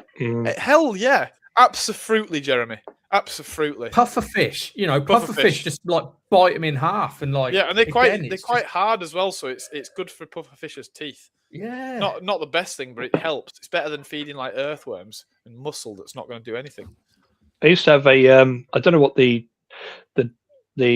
specific epithet is anymore. It used to be Sorabim lima, whatever it is now, because it's got changed, isn't it? Platystomaticthes. Whatever it was. It's changed genus. Sorabim lima's not in Sorabim anymore. Shocking, isn't it? Or is Sorabim still a thing? Sorabim might still be a thing. I think it's just a species name that's changed. We always used to call them lima. Lima got split, didn't it? That's right. It's a bit of a complex. Lima might not be lima. Oh, the common one's not, is it? What's the common one? It's not lima. I can't remember. That's what I'm asking. Is it Longiphilis or something like that? That's literally my question. I don't know. Either way, used to have some of those, and we'd throw in river shrimp for those. And for about 5 minutes, the tank was the most audible it ever be because they would just be smashing into the gravel. You'd hear the gravel churning, where they were just lunging, just throwing themselves at Do you these know river what? shrimps. I'm gonna throw this out there. I know it's a little bit of a tangent. That's one of the best monster fish because Yeah, agreed. it's got all the charisma of the big migratory pimelodins, but it's not that massive. I mean, it's We're still a big massive fans, fish. yeah. It's still a big fish, and you need a big tank, right? Don't get You me could wrong. have a group of them in a big tank. How cool is that? But it's way better than a shovel-nosed catfish or a red-tailed catfish or a pangasius. It is kind of manageable. Stuart Brown has asked, Abyss keeps them in a marine system, presumably river shrimp and not sarubim. Any reason why they do that? Yeah, it's because they're a marine species, Stuart. They do best in full salt water, really. Full salt or brackish? I mean, they do well. Cold water marine, really. But brackish because it's cheaper to keep them in brackish water than full marine. They do fine in brackish, but salt water, yeah, not a problem at all. It's the same genus as the actual prawn, isn't it? Is it Palameon? No, Something the prawn like that? is it's Paleomonites. Paleomonites. The prawn is not. Paleomonites is the river shrimp. Paleomonites varians. I don't know what the prawn is. No, that's what do you call it? Brown shrimp. Are you thinking of? No, just a common prawn. The common prawn. Paleomon, isn't it? Paleomon. Paleon. Oh no, Paleomon. Yeah, it might be. I'd need to double check. Paleomon. That's the one. Oh, sorry, no, yeah, river shrimp is Paleomon. What's Paleomon? Yeah, it's the same genus. That's the South American ghost shrimp is Paleomonites. They're prawns, aren't they? Literally prawns. Yeah. Yeah, basically, yeah. But yeah, a good live food. What else is the question, Max? What is the hottest news for live food? Yeah, what's I guess live food? I mean, I'm hot, and I'm involved in live food. And you did the news. And I do Free, single, and ready to mingle. Young, dumb, full of.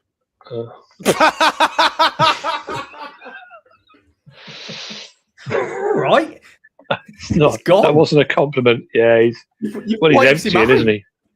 Yeah, it's just draining. It's because you said something, and then I assumed that the next word was going to rhyme with what you said, and then I thought of a rude word, and that's why I found it funny, Nathan. Welcome to 2026, Max. So glad you missed the last 50 years. I don't know what I'd say about you. What rhymes with old that's bad? Old.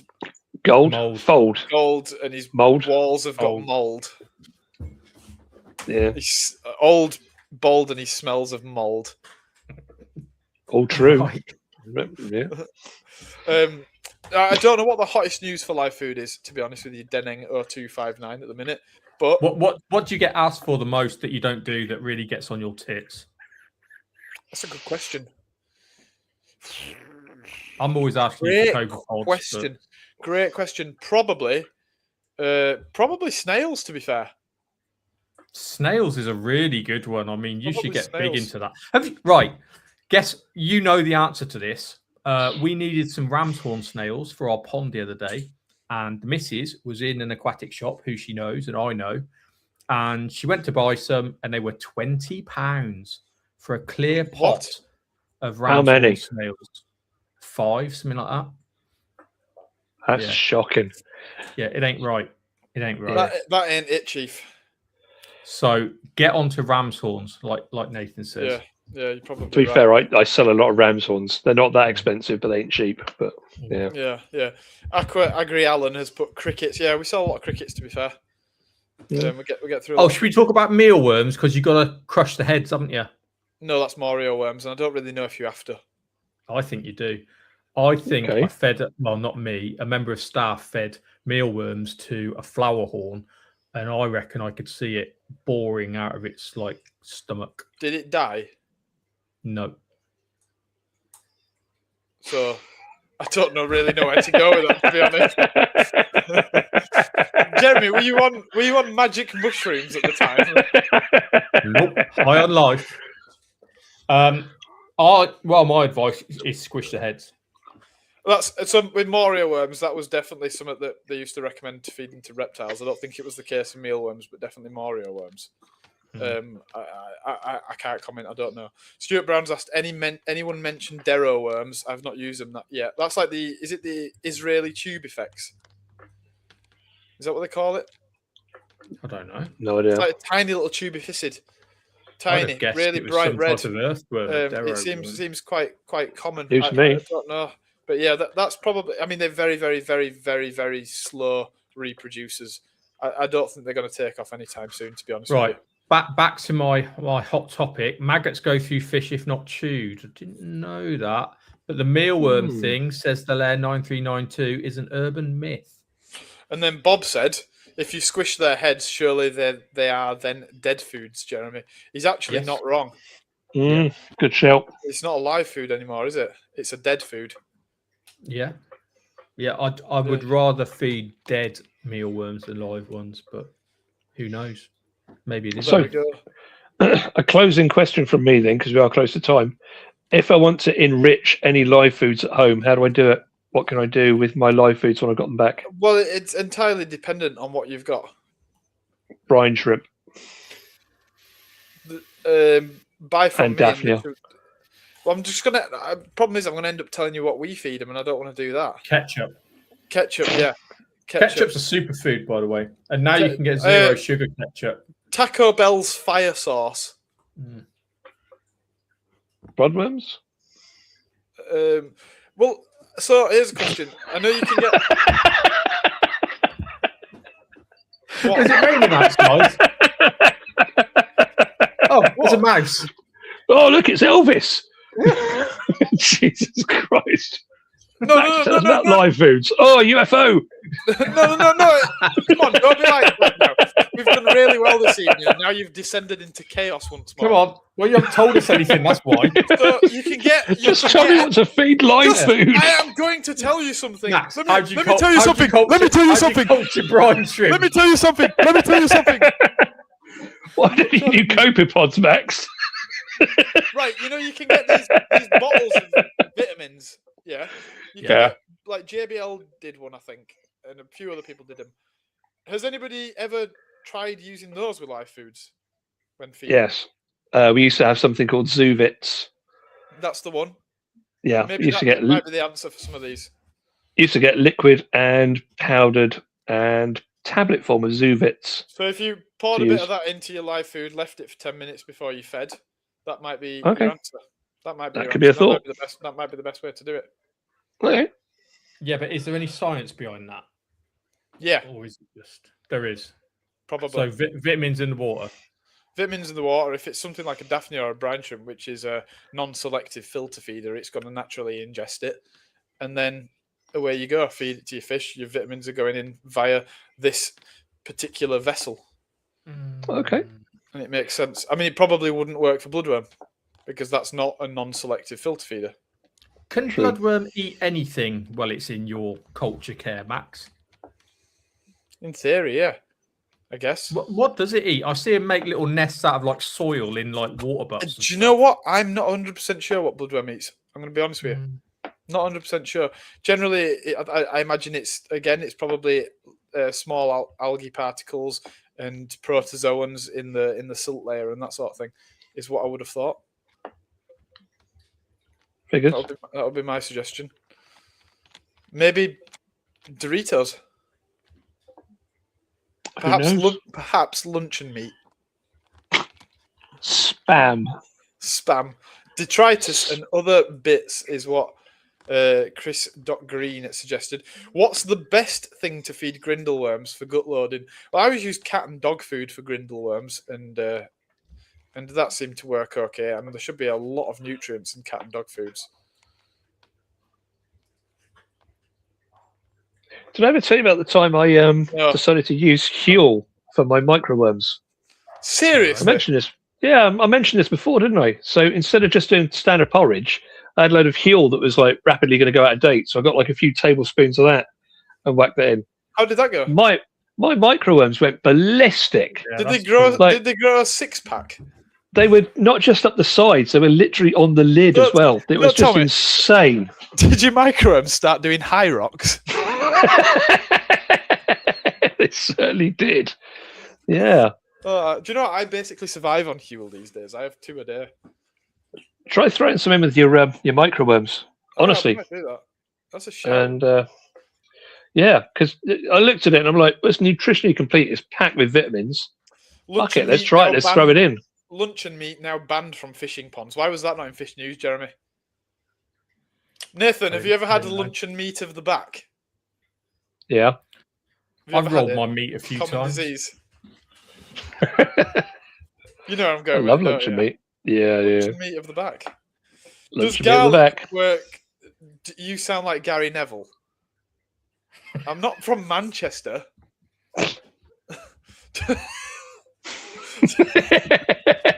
Honestly, you Northerners all sound the same though. You I live live in amongst you. Manchester. I know I live amongst you, and you'll sound the same to me. Oh God! I can't Does tell a right, Scunthorpe from a. Last thing I'm putting up for debate before we need to call it a night because we've been on for over 2 hours now. Does Mhm. garlic work? Garlic and fish. What's the deal? Appetite stimulant. I Is know that that it? much. Apparently also good for immunity, but I've yet to see any data supporting that one. But it does, to be fair, it does elicit a feeding response in fish that have otherwise been a bit meh about food. Does seem to work. Jez has got the hand up. Go on. Everyone thinks it's a myth. Everyone hates it. I believe Donna Snellgrove years ago, when I asked her, was involved in some research with Waltham. It does have positive properties in food for fish. There we go. Just before we finish,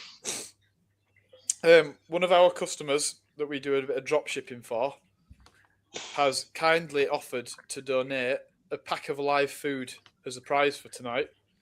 I should have probably said it at the beginning, but everybody who's commented will be entered into the draw. We'll do a random number selector. Unfortunately, it's UK entrants only. But if you are perhaps listening and you haven't left a comment on the live stream, please do to be in with a chance of winning a live food package.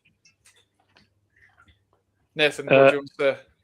Also, I'm not around next week. I think I'm in Auschwitz next week. Oh, Good. nice. So yeah, I'm actually not around next weekend. It's just occurred to me. Now we're sort of Right. midway through the. We need a third So, yeah, person next We need a week. third wheel. Otherwise, we're just going to choose someone. I suggest So- Tim Hovanek and find out where all the money went. Jesus. If you can get That's a Jesus, brilliant idea. that'd be a great four-way. Jesus Forgot- v Tim Well, Hovanek.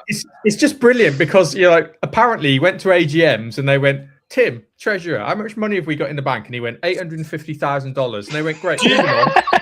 Do you And think? it wasn't there. It wasn't. think we He'd could taken get- it. Do you think we could get Zach Polanski and Nigel Farage on? Zach Polanski used to be a hypnotist, so I'd watch him, Max. He might Dave hypnotise Paulden. He might hypnotise the truth of brine shrimp culture out Oh of you, God, so right. be We're very not careful. having Zach Polanski on. Mm. Right, is that us done? Have we got anything else to add, or are we done? That's done. Remember I need the to bathroom. leave a comment. You've got a couple of seconds while we do the outro. If you want to be in with a chance of winning, leave a comment. Thank you very much for listening. It's been absolutely horrendous as always. I've hated every second of it. I don't like these. I don't like Jeremy. I don't like Nathan. I don't know why I do this. But thank Good. you anyway. Watch the outro or I'll come to your house and end your life.